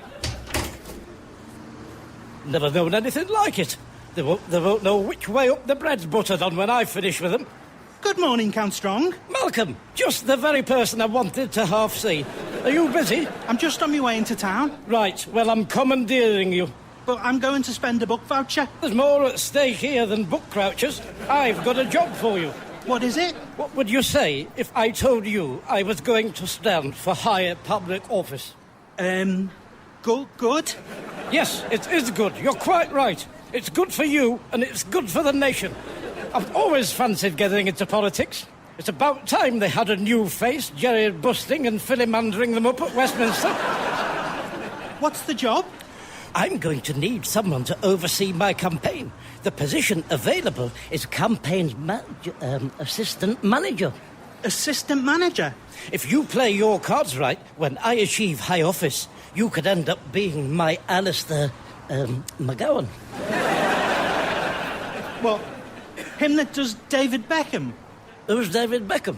He's a footballer. What are you talking about him for? Well, because Alistair McGowan does impressions. He does loads of different people. I can only do Cilla Black. Cilla Black? Let's go over to our Graham for a little reminder. What are you doing that for? Stop it, it's horrible. I don't want you doing that on people's doorsteps. And not end up Home Secretary with you howling like a banshee in people's faces. Now, come on, let's go to Jerry's Cafe. We'll use that as our HQ quarters.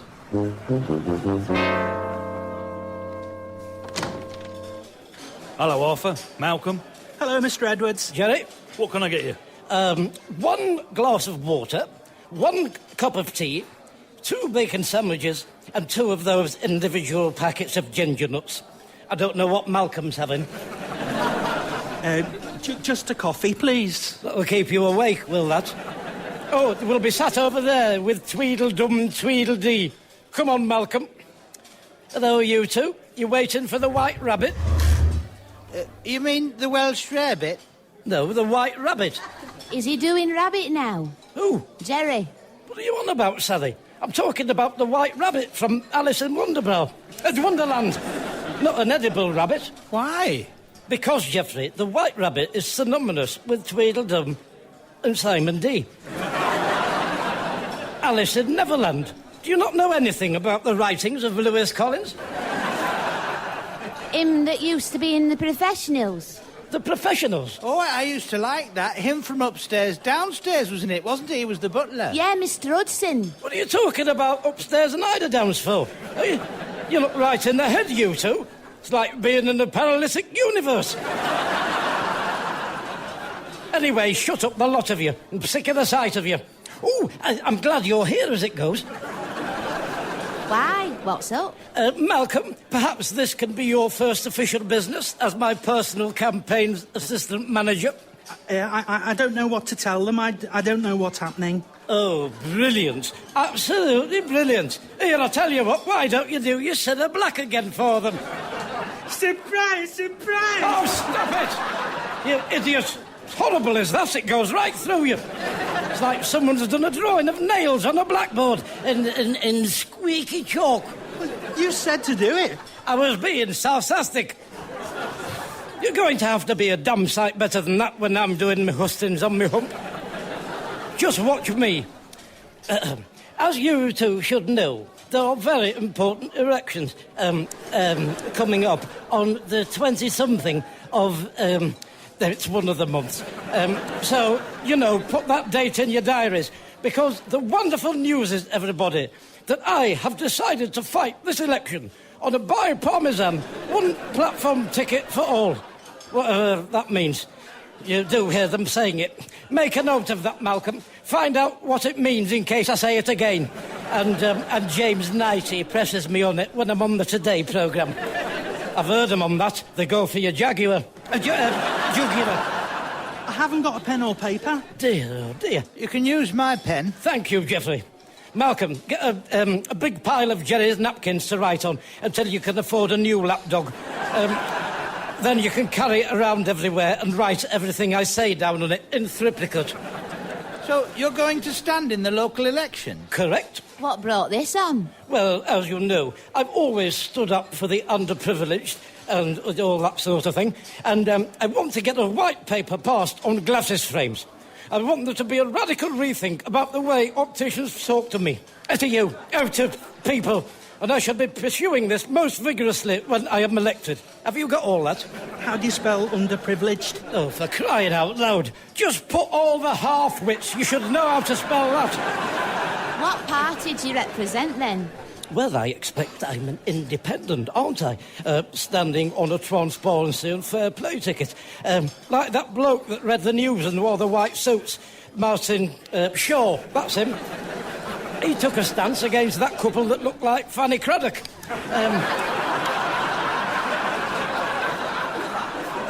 Let's have a think. The Independent Allowance Party. How does that sound? Allowance? What? What allowance? I haven't had any expenses yet. You said allowance. I did not. I said alliance. The Independent Alliance.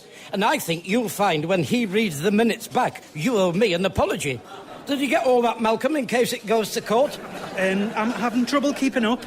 Who are you allied to if it's an alliance? Well, I'll be allied to, you know, the, Oh, I don't care who I'm allied to. Allied bloody carpets, if it suits you, eh? If it'll shut you up. I have more important things to think about. Right, come on, let's have a think tank. Ideas, people. I need ideas. Let's run up and down the flagpole and see if we like it. Oh, what about a jumble sale? No, how's a jumble sale going to get me any votes? Look at the bigger picture, Geoffrey. Suggest something like me standing on the steps of the town hall, pressing the flesh of the public thong. Now, come on, think. Ideas. So far, we've got a jumble sale, which I still can't see how that's going to get me any votes, frankly, Geoffrey, so we can scrub that now. And nothing else. Eh? Well, that's wonderful, isn't it? Some fish tank this is. Is there nothing happening at the church hall today? You're the caretaker. What day do the Women's Institute do? I'll address them. Well, they only do once a fortnight, and they did it yesterday. Oh, well, thank you for telling me. There's only the nursery on Happy Tots until 3 o'clock. The nursery? That's it. I've just had one of my eureka moments. Who was it that said, win the heart, mind, shoulders, knees and toes, of the children, and the parents will follow. What do you mean? I'll address the children. It'll be like when Gordon Brown goes round a school in his vest and looks at the computer screens. Hey, it'll be a photo opportunity.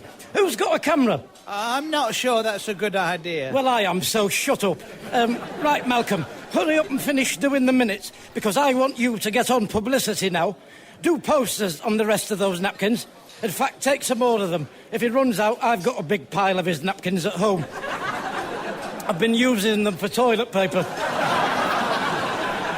Hey, I tell you what, we can do some door-to-door canvassing on the walk there. You can all come out with me on my stumps. I haven't got the time to spend today going knocking on doors. Well, thank you very much, Sally. Sorry, I've got things to do. Marvellous. I'll remember this, Sally, when I'm having one of my cocktail parties in Westminster Abbey. Stay where you are, you two. You can come with me to the first house and watch what I do. Here, and I'll tell you what, Geoffrey, you go home and get your video camera. You can film me talking to the voters. Yeah? We can sell that to the 6 o'clock news. If Harry Hill's paying £250 a throw, imagine how much the news will pay, eh? It'll all go in my war chest. Come on, get on with it. Right, you two, we'll do this one first, number 7. Start filming when they open the door. Just stand behind me and watch how we do things in politics. Yes, I was born to do this sort of thing, you know. I don't know why someone didn't approach me sooner. I'm very much a hands-on people person. That's what's got me where I am. Either politics or the diplomatic corps. I'm suited to either, being a man of the people. Come on, you bloody idiots! Hello? Hello? Wonderful. No idioting, eh? We'll do next door. Get through that gap in the hedge. Ooh, she's hanging a washing out. Geoffrey, I could be handing her washing to hang up. The common touch. They all do things like that. Get your camera going. Excuse me, love. Here, what are you doing coming through the edge? Do you mind if my colleague films me handing you your washing to hang up? What? I want to hand you your washing while my colleague films us. Let me pass you your damp knickers. I'll do no such thing. Buster! Buster! Go on, see them off. See them off. Get out of the way! Malcolm, ship yourself. Get out of the gates, come on. What did you do that for, you lunatic? I'll tell you something. One of my first measures when I get elected will be on-the-spot fines for dogs chasing me up paths. And it will be retrospective, so I'd get saving up if I was you. Oh, hello, it's you again. Oh, well, if it isn't Captain Hook. Captain Hook? Yes, Captain Hook from the film, Peter Panapop. Is that him from the film? No, he's not from the film. I don't really understand. There's nothing for you to understand. It's nothing to do with you or understanding. Shut up. Can I stop filming now? Are you still filming, you nitwit? Dear, oh dear, it's like being out with Laurel and Hardy and Willis. Did I hear you say, when I get elected? Yes, you did. Now then, that shut you up, hasn't it? Bit of competition now, isn't there? Eh? Things just got a whole lot tougher for you. Funny, I thought I knew everyone I was up against. Who are you fighting the seat for? Well, if you must know, it's a party new to the political scene. The Independent Allotment Party. So I suppose you registered some time ago, did you? Oh, yes. Yeah. Did you have any trouble getting all your nominations? Nominations? Yes, the 10 nominations you're supposed to have. On the nominations paper you get to fill in. From the town hall. Oh, that. Oh, yes, I've got one of those. Don't worry about that. Ian, I'll tell you something. I've got a lot more than 10 on mine. Is that all you've got? 10? That's not going to get you up to the highest echelons of politics, is it? It's all you need. There's no room on the paper for any more names. Well, you know, I think you'll find we managed to squeeze another couple of hundred on there, just to be on the safe side. Anyway, can't stand around here all day. I've got a big rally I'm addressing this afternoon. See you on the 20-something. Ta-ta. Sod it. Where am I going to get 10 signatures from? Who can I bank on? There's you and Geoffrey, that's 2. Mine, that's 3. Bloody Sally, I'm going to have to start chasing around after her now. That's 4. Jelly, Jack, Wilf, that's 7. I would ask Mrs. Healy, except she has an irritable bowel, selfish to the end. I can sign it again in someone else's name, that's 8. Just got to think of another 2. Listen, in the meantime, Malcolm, get down to the town hall and get me a nomination doodah. Stick some of those poster napkins through the doors on the way as well. Geoffrey, let's get down to the church hall and you can explain to them what's happening before we start. Is there any music you've got you can put through the speakers for my entrance? Well, they usually play a bit of music when they have their games at nursery. Good. And set up the camera properly. This could be on all the channels, this rally could. It's not every day someone of my pedigree from the world of show business stands for high office.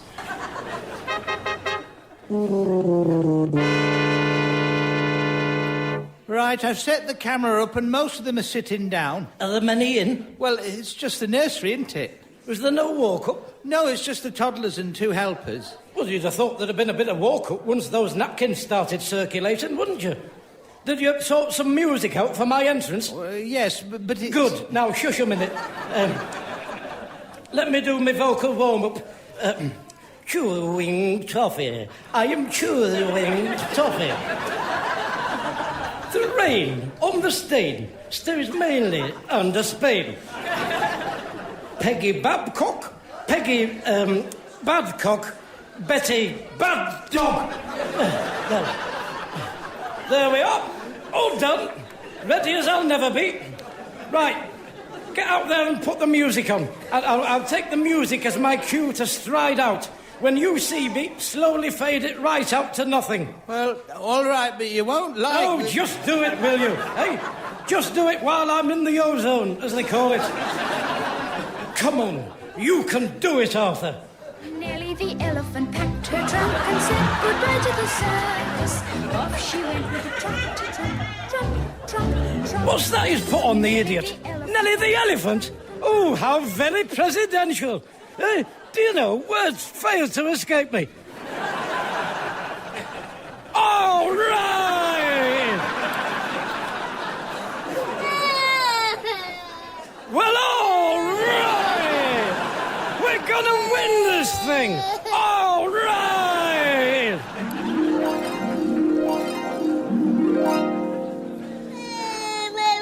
So I would say to you, can we win this thing? Yes, we can. Can I get 3 glasses frames for myself? For everyone? Yes, we can. This lady's not for burning.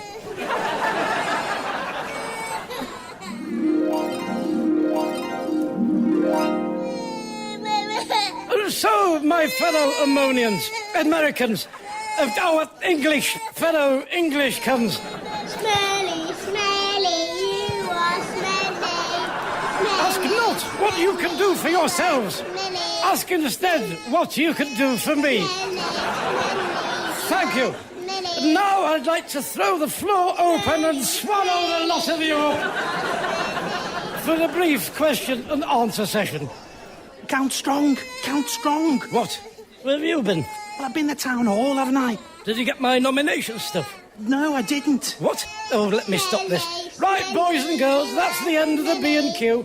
Very illuminating. Don't forget to tell your mums and dads to vote for me. Oh, and if any of you can write your names, see me after. Ich bin eine Berliner. Good night. Well, I think we should have 1 or 2 votes there we can count on. It doesn't matter because you can't stand. It's all too late. What? The nominations paper was supposed to be in a month ago. Well, isn't that just wonderful, eh? After all this I've put myself through. Hello there. Oh, Captain Sensible. Who let you in? Well, your campaign's manager gave me one of your official napkins. Assistant manager. Fascinating speech, I thought. Really?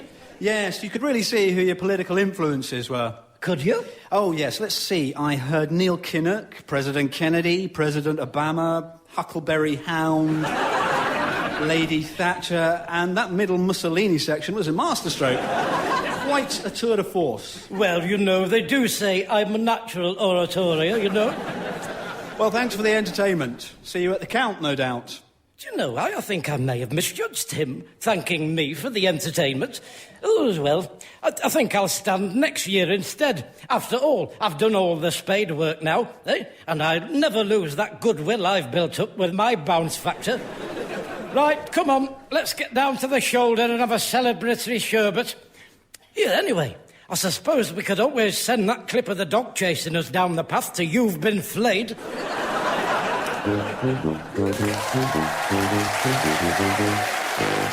Appearing with Count Arthur Strong were Mel Gedroych, Alistair Kerr, Dave Mounfield and Terry Kilkelly as Malcolm. The script was written by Steve Delaney and edited by Graham Duff.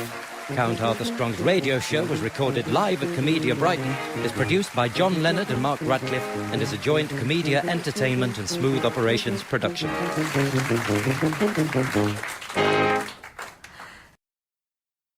And now on BBC Radio 4, it's time once again to join the show business legend, raconteur, after-dinner speaker and metal detectorist of the year, 1968 to 1969, Count Arthur Strong.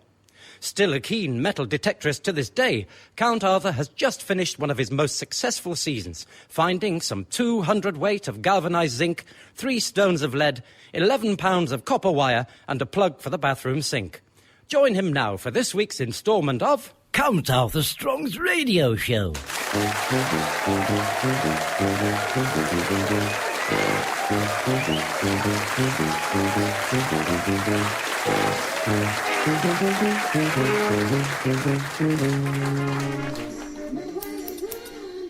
Morning, Danny. I tell you something, they're asking for trouble if they don't sort that. Who are you? You're not Danny. In fact, not only are you not Danny, you're a good foot taller than he usually is. Why on earth would you think no one would notice that? Well, I didn't. I'm standing in for him for a couple of days. He's got flu. Oh, are you? Well, that's just as well, isn't it? I presume you are familiar with a short crack and sides? I should think so. If you'd like to take a seat, I'll be with you shortly. Right. Oh, dear. Tell Danny he wants to get some decent magazines as well. You get better ones than this at the doctor's, and I'm not even poorly. Let's have a look. See who's been writing to the agonising aunt. My husband and me have been back from our honeymoon a fortnight, and in all that time, he won't let me have the remote controls for the telly. What can I do? Well, for a start, you can get 2 tellies, you watch it in the kitchen, and stop bothering me. Stop bothering him. You dozy so. Would you like to sit in a chair? It would make sense, wouldn't it? Day off, is it, today? No, it is not a day off. Why do you always say that in barbers? Is that what they teach you at haircut college? Eh? when someone comes in for a strim, ask them if they've got a day off.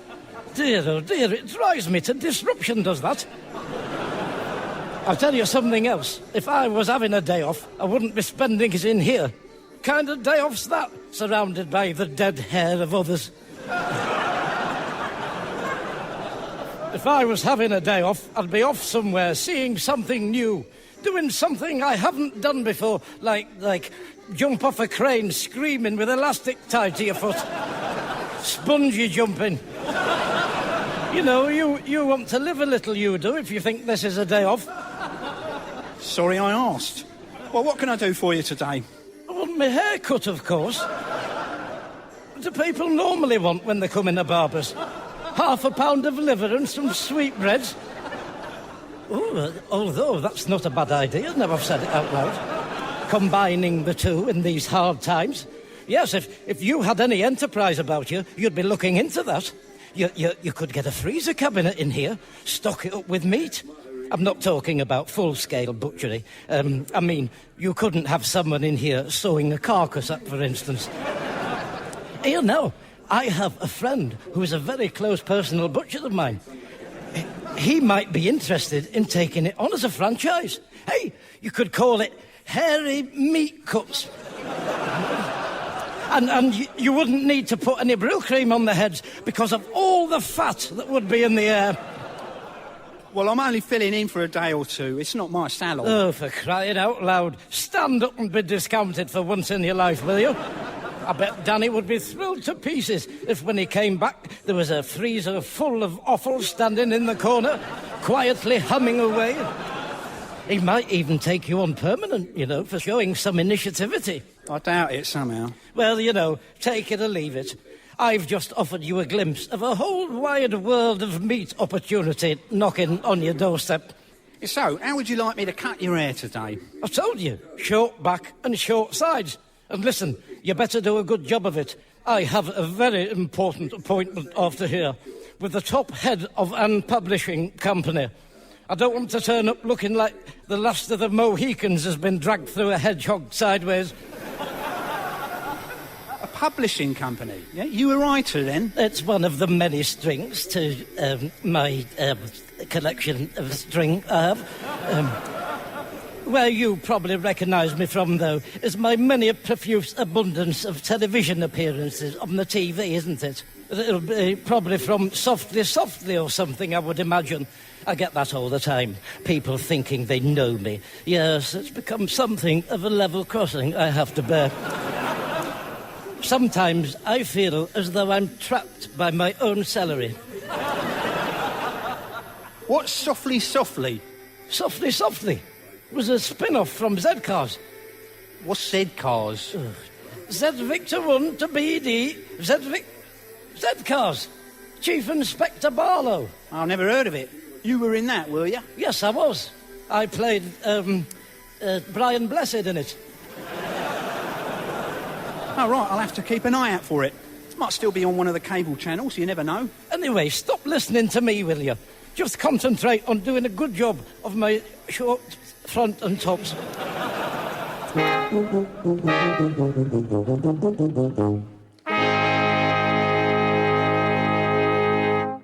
Right, let's have a look on this board.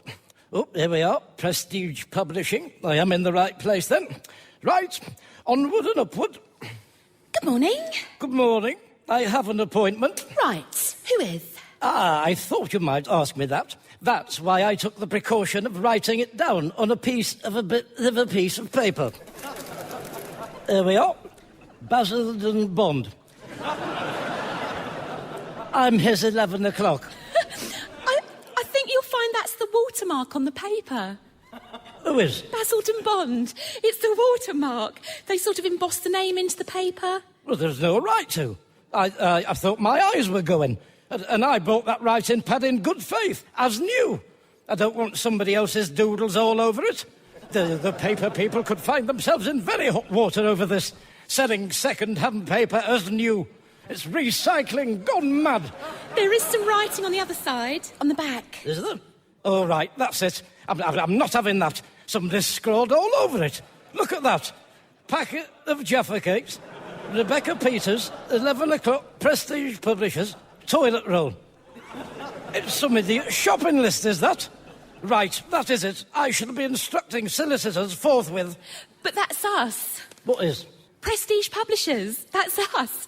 Rebecca Peters works here. Is that not your writing, then? Is it? I do have a pen that colour black as it goes. Well, anyway, whose ever writing it is, there's still the outstanding matter of Basildon Brush writing on the other side of it. I'll not let that drop, the bloody thing. They carry all sorts of diseases, you know, brushes. They've moved into all the towns as well, pulling the bloody bin bags out in the dead of night. Boom, boom. I don't think. Okie dokie, so you're here to see Rebecca Peters at 11 o'clock? Apparently so. If you'd like to take a seat, I'll let her know you're here.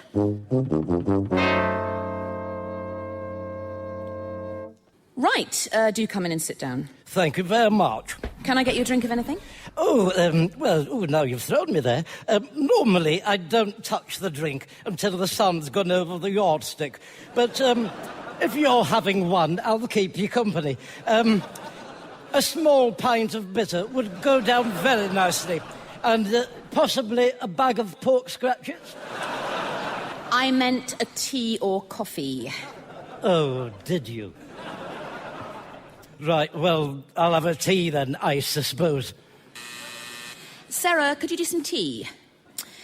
Now, I thought it'd be an idea to get you in for a chat because I wasn't quite following what you were saying when we spoke on the telephone. So I thought if we met face to face, you could run your idea by me again and there wouldn't be any confusion. Oh, when you said to come in, I was under the impression we'd be talking Turkish. Discussing numbers, my advance, print run, and so on and so forth. Oh, we're some way from thinking about anything remotely like that. So, tell me again from the beginning, as though you're pitching it for the first time. Well, Sarah, my idea is... It's Rebecca. Where? My name is Rebecca. Who's Sarah, then? My PA. She's getting the tea. Is she? Well, that's confusing, isn't it? Maybe when we've finished our meeting, you two should have a little talk about that. What's confusing? All this. I'm called Rebecca. My PA's called Sarah. There's nothing confusing about that. Well, you say that, but at least one of us here doesn't know what's going on. At least one. Shall I continue? Please do. Right.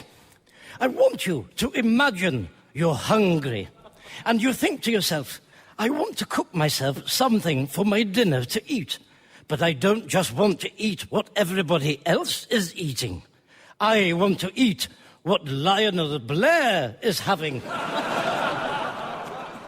Lionel Blair? Well, it doesn't have to be him. It could be any of that lot. Barry Cryer, it could be him. I've seen him eat. You see, this is what I didn't quite get on the telephone. What is it you're actually proposing? I like it. I like the way you do business. Let's cut to the cheese, Sarah.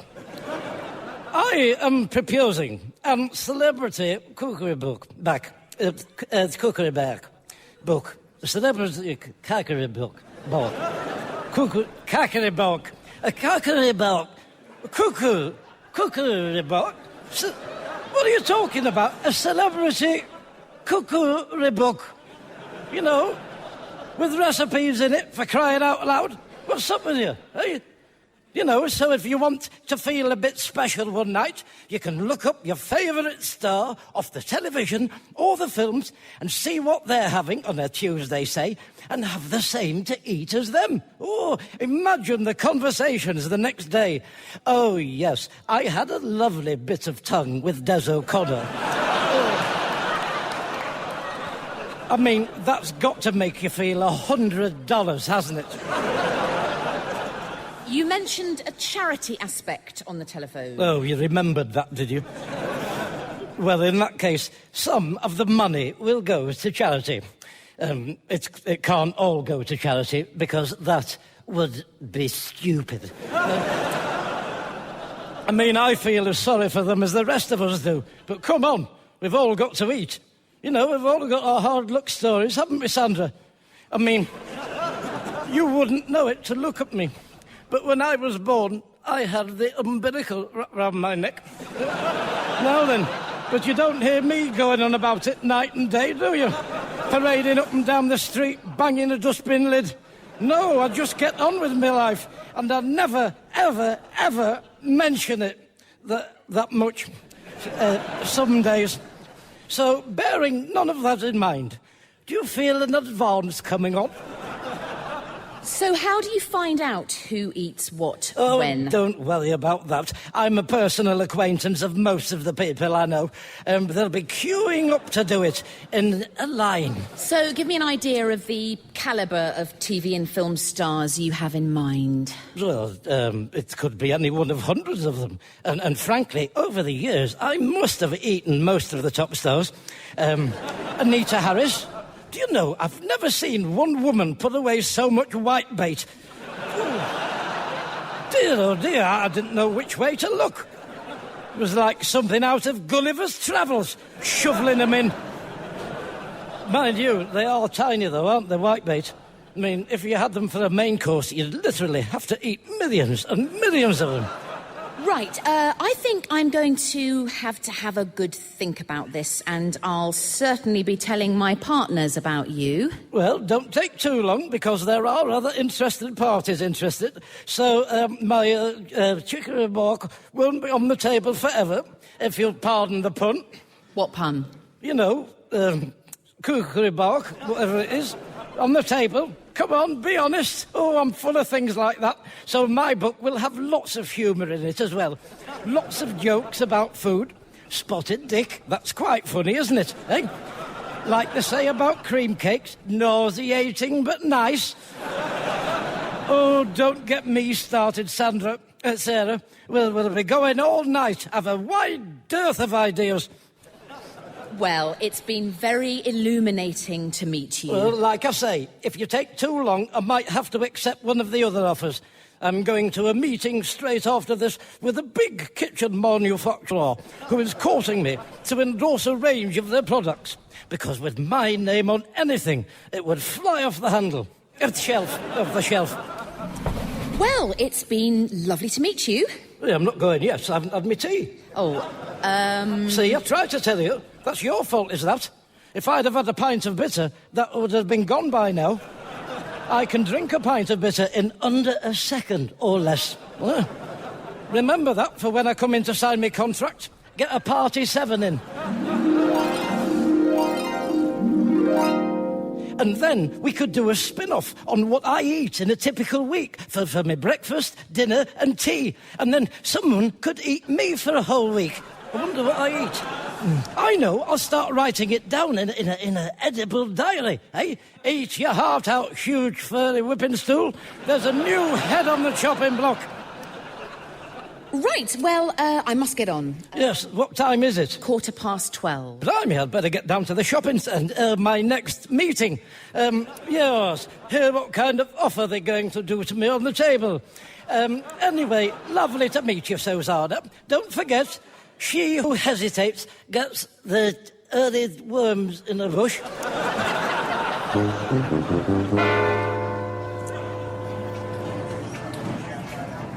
Where have you been? You're half an hour late. I've had a very important executive business meeting, Billy, at boardroom level, which overran and bumped into the glass ceiling.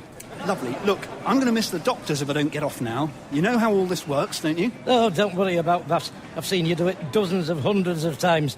Any idiot can slice vegetables into slices. Yeah, well, don't forget to keep saying the product name as you're demonstrating it. I better go now. Right, go on then. Clear off. Leave it to me.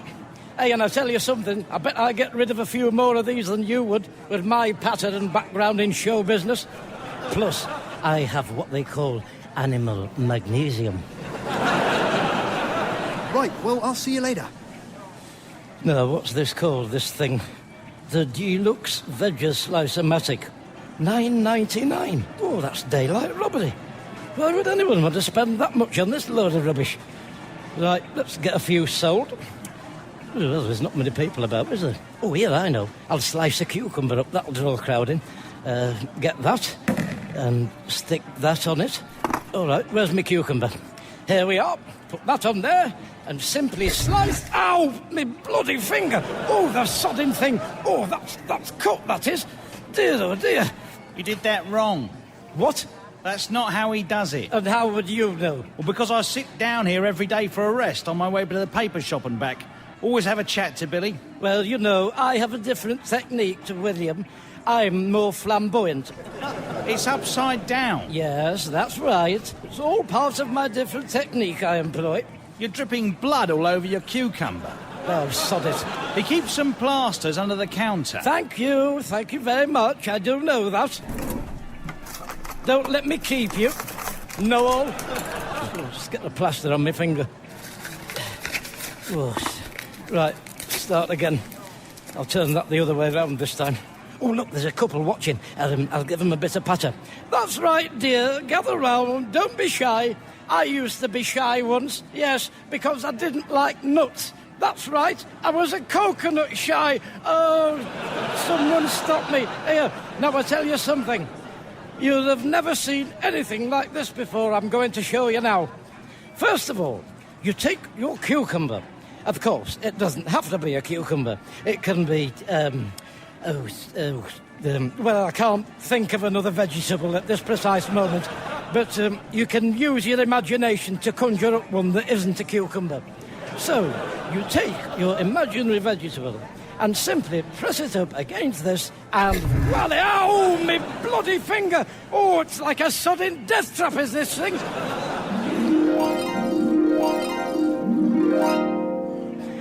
So, simply take your chosen vegetable. In my case, I tend to favour the cucumber. There is something quintessentially English about a cucumber, I always think. Must be the way it looks. So anyway, take this sodding thing, stick it up against this, and with just a simple flick of the... Ow! I've cut myself again. Oh, I've only got one bloody plaster left. So who wants one then? Come on, a bargain, $9.99. I might not be here tomorrow. We'll be in the sodden hospital having a blood confusion. Hello, Arthur. What you doing? I'm Harry carrying myself, one finger at a time. Hey, what does it look like? Where's Billy? What is this, the Spanish indigestion? He's gone to the doctors, if you must know, and because I'm the good samurai I am, I said I'd stand in for him. Oh, that's good of you. Yes, well, that's my trouble. I've a heart of blood. Well, I did have. Have you sold many? Selling, Geoffrey, isn't all about sales. Not if I have anything to do with it. I'm doing all the spade work, sowing the seed so that everyone that walked past me earlier will now be thinking, do you know, I think I'll purchase one of those finger slicers that celebrity was demonstrating on my way back. Yes, that's when I'll start racking my sales up. Oh, look, there's two of them now. They've walked past me before, this pair. Look, he's got 4 plasters on now. You're running out of fingers, mate. Oh, shut up and clear off if you're not going to buy one. Well, I wouldn't buy one of those. I wouldn't be able to afford the bandages. That's right. Very good. Ooh, everyone thinks they're Arthur Askey today, don't they? It's these things, not me. They're rubbish. They're made all upside down. Here, what about you, Geoffrey? Have you got one? Oh, no, I don't need one. I just use a sharp knife. Oh, no, that's where you're going wrong. Sharp knives can be dangerous, Geoffrey.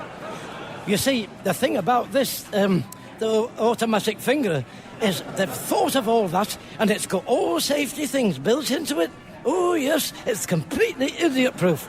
You see, with this revolutionary new intervention, all you do is place the cucumber like so, and there you are, one perfectly cut finger.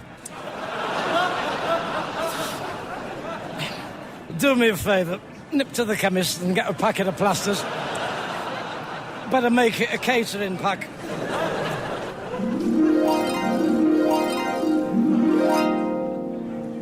Here's your tea, Arthur. It was 90 pence. All right, all right.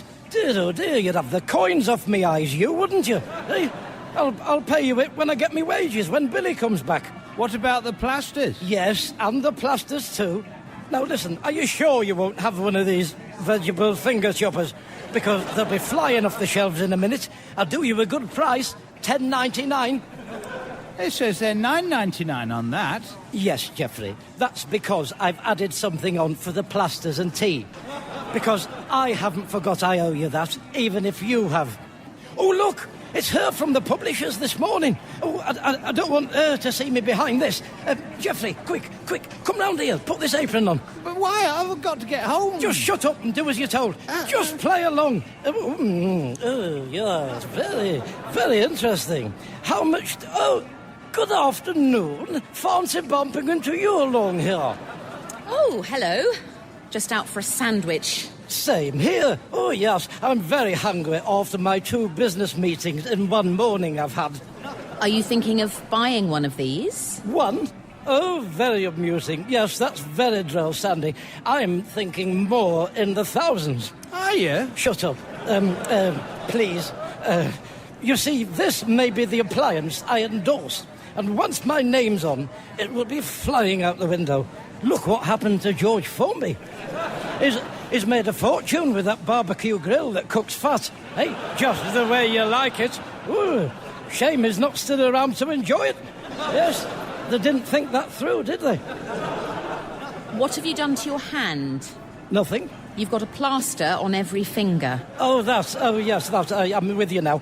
I trapped them in next door's letterbox, or an excuse to that effect. So, Jeff... Oh, excuse me, Sandra. I must still have a bit of sandwich in my mouth. Jeff! That's how I cough. It's like I'm saying a name, isn't it, almost? Jeff! That's better. Probably a bit of dungeon meat wedged in my thorax. You, whose name sounds like coffin, talk me through how you were telling me this works again, would you? What, me? Yes, you idiot. If you are an idiot, I would have no way of knowing that, of course.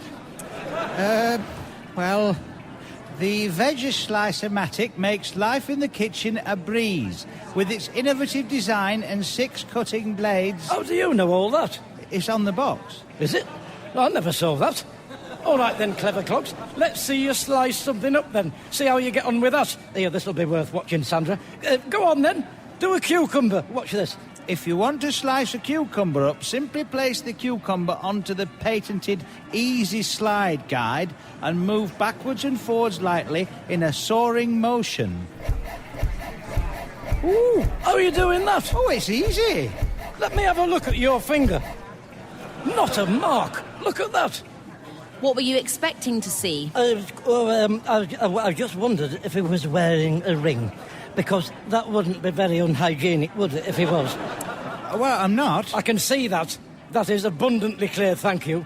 Why do you have to keep chipping in? Well, are you going to place an order for any, do you think? Oh, yes, I think I might. I'll take 1,000. Really? No. Yes. In fact, make it 2,000. Why not? We'll make twice as much. Arthur? Jeff? What's going on? You'll never guess, Billy. Arthur has just placed an order for 2,000 Vegislice-O-Matics. Have you? No. Yes. He's going to endorse them like George Formby, aren't you, Arthur? What have I told you about butting in all the time? Well, why are you on the stall? I don't know. Why is he on the stall? Oh, what are you asking me for? I am just the Carkery back writer who wants to endorse this wonderful invention. What's a Carkery back? I think he means cookery book. Anyway, I'd better leave you all to it. It's all becoming a little too involved for me. Righto then, lovely to run into you again. Get your people to speak to my people, and then we'll ask them what they said, and they can tell us that. Now, about my 200 of these. You said 2,000. No. Yes. Oh, shut up.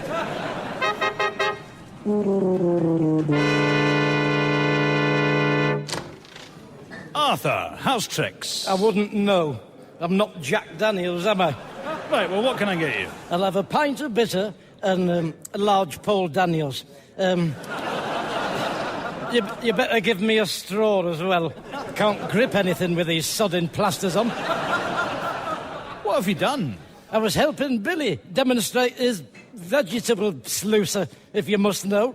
I'll tell you something, it's a speed trap, is that death slicer. It ought to be banned. It's a wonder I didn't cut an archery. There you go. Billy said to open a slate for him and put that drink on it. For all the help I've been to him today, he's just packing up a big order up.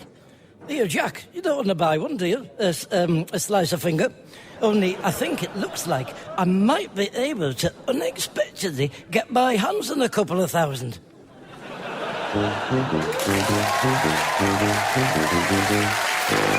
Appearing with Count Arthur Strong were Mel Gedroych, Alistair Kerr and Dave Mountfield. The script was written by Steve Delaney and edited by Graham Duff. Count Arthur Strong's radio show was recorded live at Comedia Bath, is produced by John Leonard and Mark Radcliffe, and is a joint Comedia Entertainment and Smooth Operations production.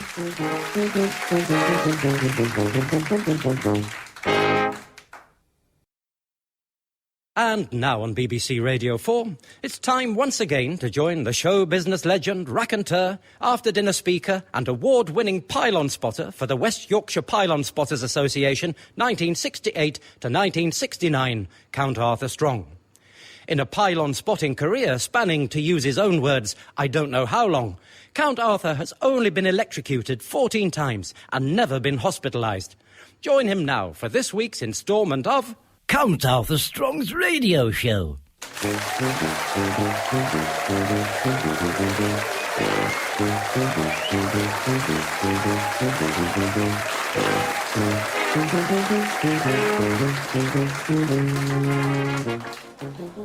Morning, Arthur. Jerry? You all ready for the big night, then? Oh, yes, Jerry. It's evenings like tonight that I was put on the planet for. To present the debut performance of my musical showcase of my life story of mine I've had is the stuff of dreams. Hey, has Ronnie been in yet? No, not yet. Is he doing the music? Yes, well, if you can call it doing. He likes to think of himself as the decomposer. But you know, I la-la'd all the tunes to him in the first place. So all he had to do was remember that and then do all the music to it. No, it's a good point, is that, actually, Jerry? Because I'm not having him getting all the royalties when we go into the West End. We'll have to come up with a way around that, because by rights, those disloyalties are mine. Are you having a tea? Oh, no, I'm full of tea. I'd better have something plain. Double egg on toast with another egg twice. I'm doing an interview on the community radio this afternoon as part of my publicity junket for my show. I don't want my dinner repeating on me all the way through it. There's enough repeats on the radio as it is. Mind you, it's not as though anyone can see you. I mean, I can always blame it on someone else, can't I? Oh, go on then. I'll have the lamb. Lamb it is, then. Oh, here he is. Hello, Arthur. When you've got your drink or whatever it is you're having, Ronnie, come and sit down. There are one or two things we need to discuss regarding and pertaining to and to do with this evening's performance. All right. Oh, blimey, Sally, I didn't see you there lurking round the corner. Are you hiding from someone? No, I'm just having a quiet moment. Well, have you nearly finished having one? I'd like to use this table for a meeting. What about? Only about the next Billy idiot, Sally. The bloody idiot. Well, Billy bloody Elliot, the idiot. What are you talking about? I'm talking about my musical. Oh, that. No need to sound so enthusiastical. All the big musicals are raking it in the West Bank. There's big money in musicals. Ice creams at the interval, T-shirts, that pink stuff on a stick, dental floss. And on top of that, with Mears, people have always had an fascination about my life. So that makes me a bit of a banker. All right then, Sally. Hello, Ronnie. Have you found a job yet? No. What are you talking about, no? You're my musical dictator. Well, yeah, but you're not paying me anything. Wash your mouth out. I'm investing in your talent, and that's better than money. You can't put a price on the platform I'm giving you. In 10 years' time, you could be the next Gilbert and or Sullivan. Now then, look at the hit records he had. That song about... was it Nick Clare? Anyway, you got a few quid out of it, don't you worry. In a few years, you could be living in tax seclusion on the Isle of Dogs because of me. It's not regular work, though, is it? What are you talking about, not regular work? It's all I've done all my life. And look at me now. This evening, I will be suitcasing the most salient and poignant moments of my life so far. Then I will be asking the specially invited audience of investors how much money they want to put in. Well, I'll be fighting them off with a broken bottle. Oh, yes. Now, can I please have my musical meeting with my funeral director? Now, Ronnie, have you extended my music for the opening number? Because when we ran through that last night, I still had an awful lot of the words left over. Well, all right, then I'll bung another verse on if you want. Jazz it up a bit while I do the mood change. And if there's any words still left over to be sung when you finish the music, there's only one of us up there that will feel foolish.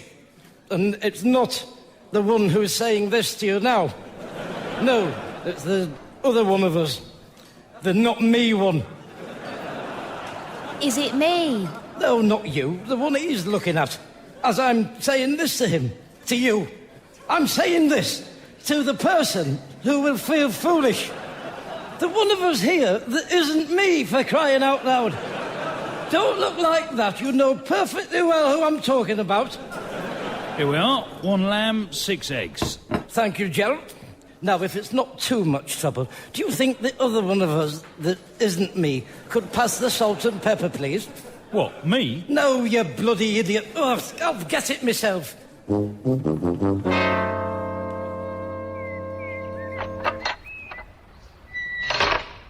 This can't be right, can it? This doesn't look like I think a radio station looks like. Leans more towards how I think a bungalow might look like. You'd have thought at the very least that they've had a big radio mast in the garden.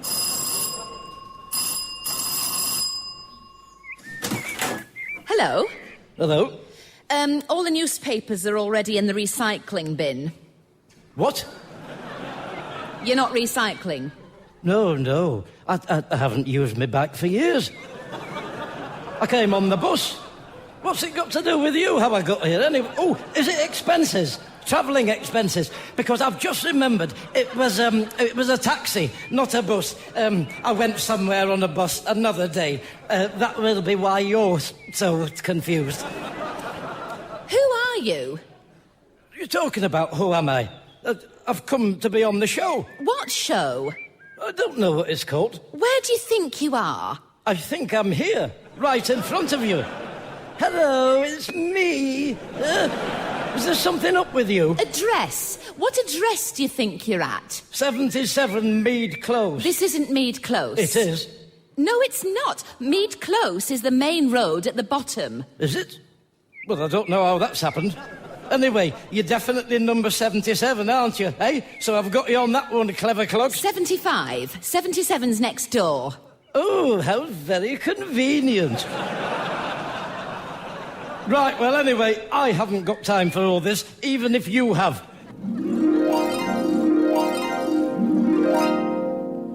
Ah, you're here. Come in. We were getting a bit worried about you. Well, it's not my fault. It's your address of your radio station that's deceptive. What do you mean? Well, if you get it wrong, you end up at a silly woman's round the corner, asking you about cycling. You want to make sure people are aware of that, or at the very least, that the woman knows about it. She was very off with me. OK, well, I'm Sophie, and it's my husband John that will be interviewing you. He's just finishing up with someone who's organised the petition about the airport. Oh, I signed that. I can't remember whether it was for it or against it now. But I felt very strongly about coming down on one side or the other. Yeah. Well, it looks as though they've finished. Shall we go in? Lead the way, Sophie.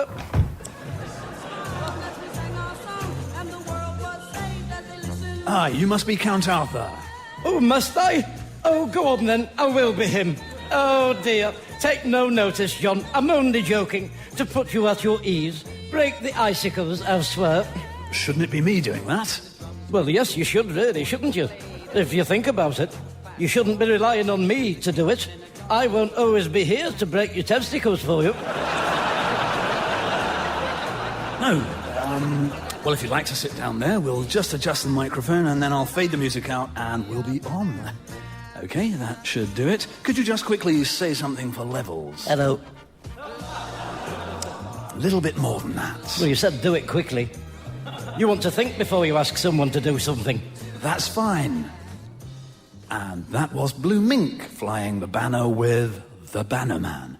Now it's time for this afternoon's special guest who's doing a rather interesting performance this evening at St Aidan's Church Hall. Welcome, Count Arthur Strong. Hello, everybody. Count Arthur Strong here. Can you hear me? Marvellous. Yes. Well, tell us a little bit, if you will, about this evening's performance. It's a musical, isn't it? Penned by yourself. Well, if I can just correct you there, John, because it's not penned. I did it all on the typewriter, which is what I always use. Well, that's sort of what I meant. Well, if you don't mind me saying, it's better to say what you do mean, rather than what you sort of mean. In my profession, things are always being misquoted. Then it all gets out of hand. If I hadn't corrected you then, that story could have snowballed. Yeah? You know, one person tells Mrs. Healy, then she tells anyone that will bloody listen to her. Then before you know it, people have been going round saying I've been smashing up bush shelters up, or climbing a tree in my pyjamas. And that definitely wasn't me in the pyjamas. I was nowhere near those sycamore trees, from what I recall. And it's very doubtful I would stand up in court. Well, so tell us a little bit about your show. Well, John, as I was saying out there to Sophia, it's really... Sorry, to who? Sophia, your wife. Blimey, don't tell me you forgot you've got a wife. Dear, oh dear. Yeah. I think Count Arthur's pulling our legs a bit this afternoon. No, I'm not. So, if I could steer you back to your musical? Well, John, as I was saying, my wonderful musical I've been nutcasing tonight really is a personal tribute to myself, which, incidentally, I must just say, I'm very touched about. Very touched. So, you've written a tribute to yourself? Who better? Because no one knows me like I do. You could say I am the man on the inside of myself with my fingers on my own pulses, like the back of my hands. Now, it's not all fun this evening, is it? Because there is a business element to tonight, isn't there? That's right, John. I am extending to ordinary members of the public the once-in-a-lifetime opportunity to become one of Count Arthur Strong's angels. That's right, everybody. I'm delighted to announce, due to public demand, I will be selling a limited number of stocks and shares in my soon-to-be smash hit EastEnders musical of my life story set to music. So what do investors get out of it? What's in it for them? Oh, all sorts of things. You wouldn't believe it. Like what? Don't worry about that side of it. It's all underhand. Yeah, but if anyone's going to invest, they'll want to know what they're going to get back, won't they? Oh, they'll get plenty back, all right. Like what? Well, I don't know, do I? You're putting me on the spot now. What do you think you're on? It's not sodding Money Box Live, you know, is it? Well, no, but people have a right... Are you one of these shock jock straps, eh? I was reading about. Your job is to report the facts as I tell them. Right, well... Thank you very much for coming in, Count Arthur Strong, everybody. Now over to a man who sold the world, David Bowie. We passed up on the stairs. Pom, pom, pom, pom, my dog has knees. Pom, pom, pom, pom. Hello, Arthur. Oh, Geoffrey, there you are. Hang on, where is it? Oh, here it is. Get that for me, will you? What is it? It's my rider for the show. Oh, what's a rider? Oh, dear. You know, the world's end can't come soon enough for me. It's a list of my desired requirements that the management have to pander to ease my passage and make me more comfortable. A cocktail cabinet? Yes. Where am I going to get a cocktail cabinet from? Listen, as caretaker and representative of the management, you should have been in contact weeks ago about all this I need. Should all be laid out ready for me with grapes and everything. Monorail towels with my initials on. A Fortnum and Mason's hamper? Yes. And you should be grateful I've kept it to a minimum. There's this American singer I was reading about called, Beyond Me, who had them paint the dressing room pink. She wanted a fish tank big enough to swim in with a dolphin in it, a big cake shaped like the Eiffel Tower, a full-size ice sculpture of a horse, and 80 pork pies.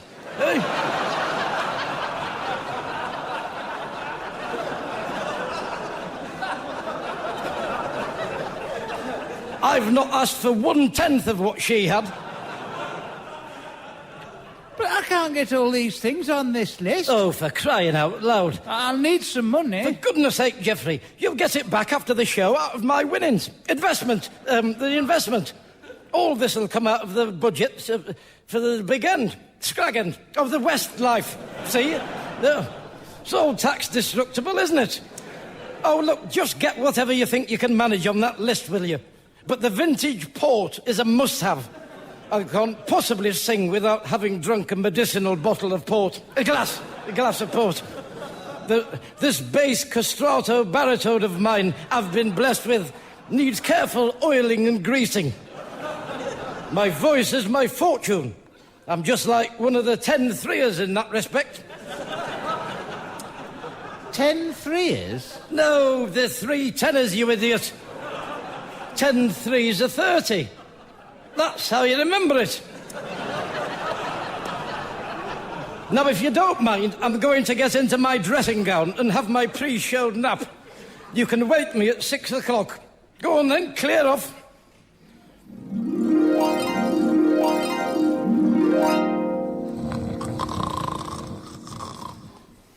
Arthur? Arthur! What? Get off that. It's my orange.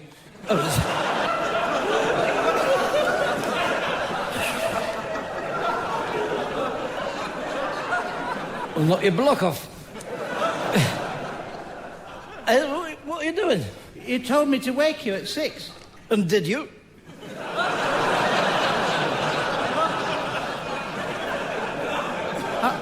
I'm doing it now. Good, good. Well done, Geoffrey. There's hope for you yet. I've got some other things on the list, but I couldn't get any fresh figs, green emulsion paint, and a Venus flytrap or a fridge. Did you get the steak and kidney from Wilf? Oh, yes. Oh, you idiot. That's what the fridge was for. That's for tomorrow's dinner, is that steak and kidney?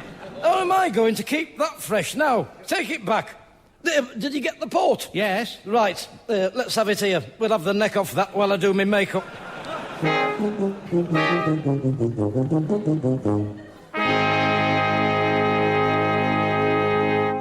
Where's Ronnie? He's over there on the stage, sat behind the organ. Right. I'll go and have a word with him before we start. I don't want any cocks up tonight. Ronnie, are you all set? Everything set up? Yeah, I think so. You think so? Listen, book your ideas up, you. Do you know what a wonderful opportunity this is for you? You know, if the right person's in the audience, you might get your job back at Matterlands. Arthur, we're ready. Right. Well, who's going to introduce me? We've got nobody introducing me. Nobody's thought about that, have they? I have to think for everybody, including me. Ronnie, you'll have to do it. What do you want me to say? Let's think. What's a good introduction? How about, ladies and gentlemen, it's Ken Dodd. Don't be stupid. I think it's about time you started taking all this a little bit more seriously. You get one shot at the big time, Ronnie, unless you're me. Now, say this. Ladies and gentlemen, here here he is, star of stage and screen, your host for the evening, Ken Dodd. No, you bloody idiot. It's your fault, is that? I wouldn't have done that if you hadn't started it. Host for the evening, Count Arthur Strong. Right, now, get out in front of that curtain and do it while I lubricate my larynxes. Hello. I'm looking for a job, if anybody knows of one. What's he saying? What are you saying? Anyway, here he is, your host for the evening, star of Rage and Scream, Count Arthur Strong. My fair lady, Oliver, the king and I, cats, chess, Miss Sign-On, Annie, get your coat. Liz, Miss, or Miss Liz, Miss, or Miss Liz, or Miss Liz, Miss Liz, or fancy calling a show that, bunch of idiots. Since the very first caveman howled at the moon and blew on his flute, all those millions of years ago, man has always had the urge to put on musicals in the West End. It's what disenfranchises us from the animals. And I have... Oh, that and using the toilet properly. Not just going where you stood up. And eating with a knife and fork, of course, that is another one. Although I have seen a monkey doing that. Now I come to think of it. Do you know, I think it was Sophocles who once said, to me, if the eye is the organ of sensation, then the ear is what it is. You listen to with when you're hearing something through it. Unless you're deaf, of course. Then you're on your own. And tonight, everybody, I celebrate that wonderful theatrical genre that is the musical. Now, you'll have all seen my successful disappearance on the radio this afternoon. I believe it was Cricket's Choice somewhere. So you'll know I'm out to pick your pockets after this wonderful musical showcase. Now, this first bit, before I perform my song, is on the tape recorder. I got the Concord players to do the parts, which I must say a big thank you to. They did a marvellous, marvellous job. What I would say, though, when you hear it, is imagine someone a lot better than them doing it. Just one more thing. I've had a bucket put on the front of the stage, so if during the show anyone wants to cough anything up, that's the place to do it. So, without further ado, it's off with the show. Pass me that bottle of port, you. Shall I switch it on? Yes, you nitwit. It's a boy, Mrs. Strong, a strapping baby boy. A boy? My baby is a boy. I shall call you Arthur, just like your pa. Oh, if only he hadn't been away for the last 3 years fighting in the war. I can't wait to see his face when he sees you, little Arthur. Mama! He can talk! He can talk! Did you hear that? He's such a precociously talented little boy, Doctor. What will he go on to be? Well, based on what I know of the little fellow, I got a feeling he's going to achieve great things, Mrs. Strong. He has the look of an all-round entertainer, if you ask my opinion. And I've seen some kids in my time. Do you think so? Wouldn't it be wonderful if he had the career I could never have on account of my dying giving birth to him?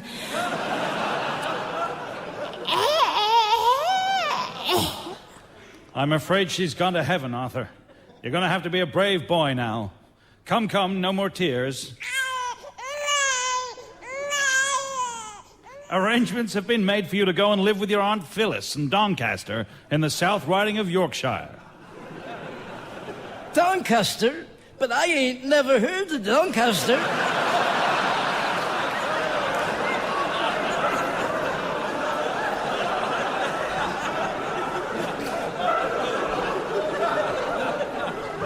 Tell me what to do, Ma. Follow your dream, Arthur. Follow your dream. And if you ever need me, just sing a song about me after the interval. Don't forget, Arthur. Follow your dream. Follow your dream. Your dream. Your dream. Your dream. Goodbye, Ma. I'll make you proud of me. I promise.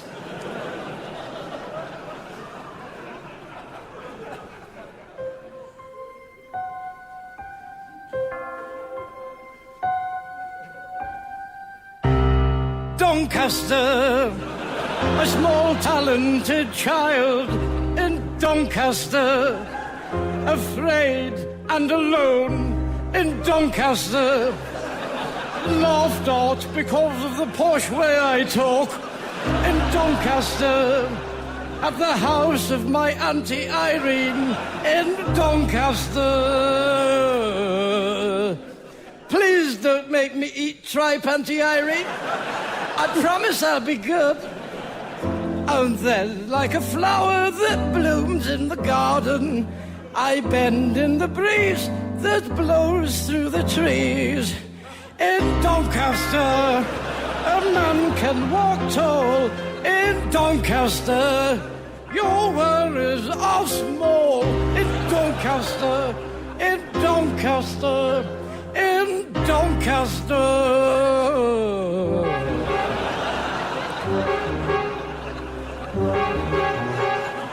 What's he playing? It's not the tune, is it? If I could go. That's not the tune. Oh, Auntie Irene. What?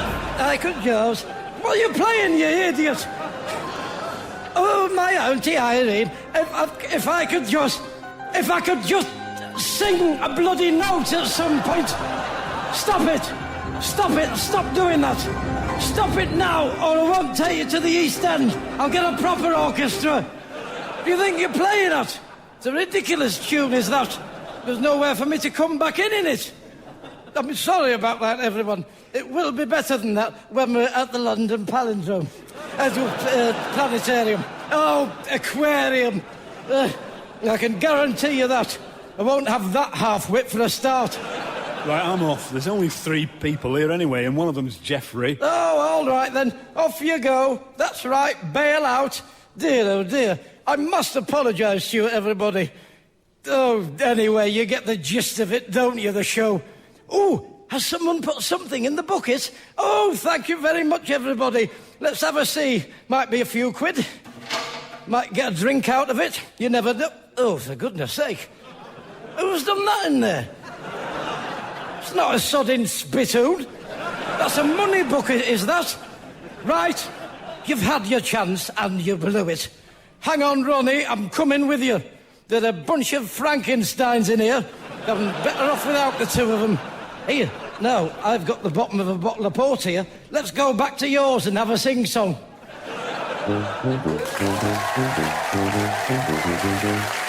Appearing with Count Arthur Strong were Mel Gedroych, Alistair Kerr, Dave Manfield and Kate Van Dyke as Mrs. Strong.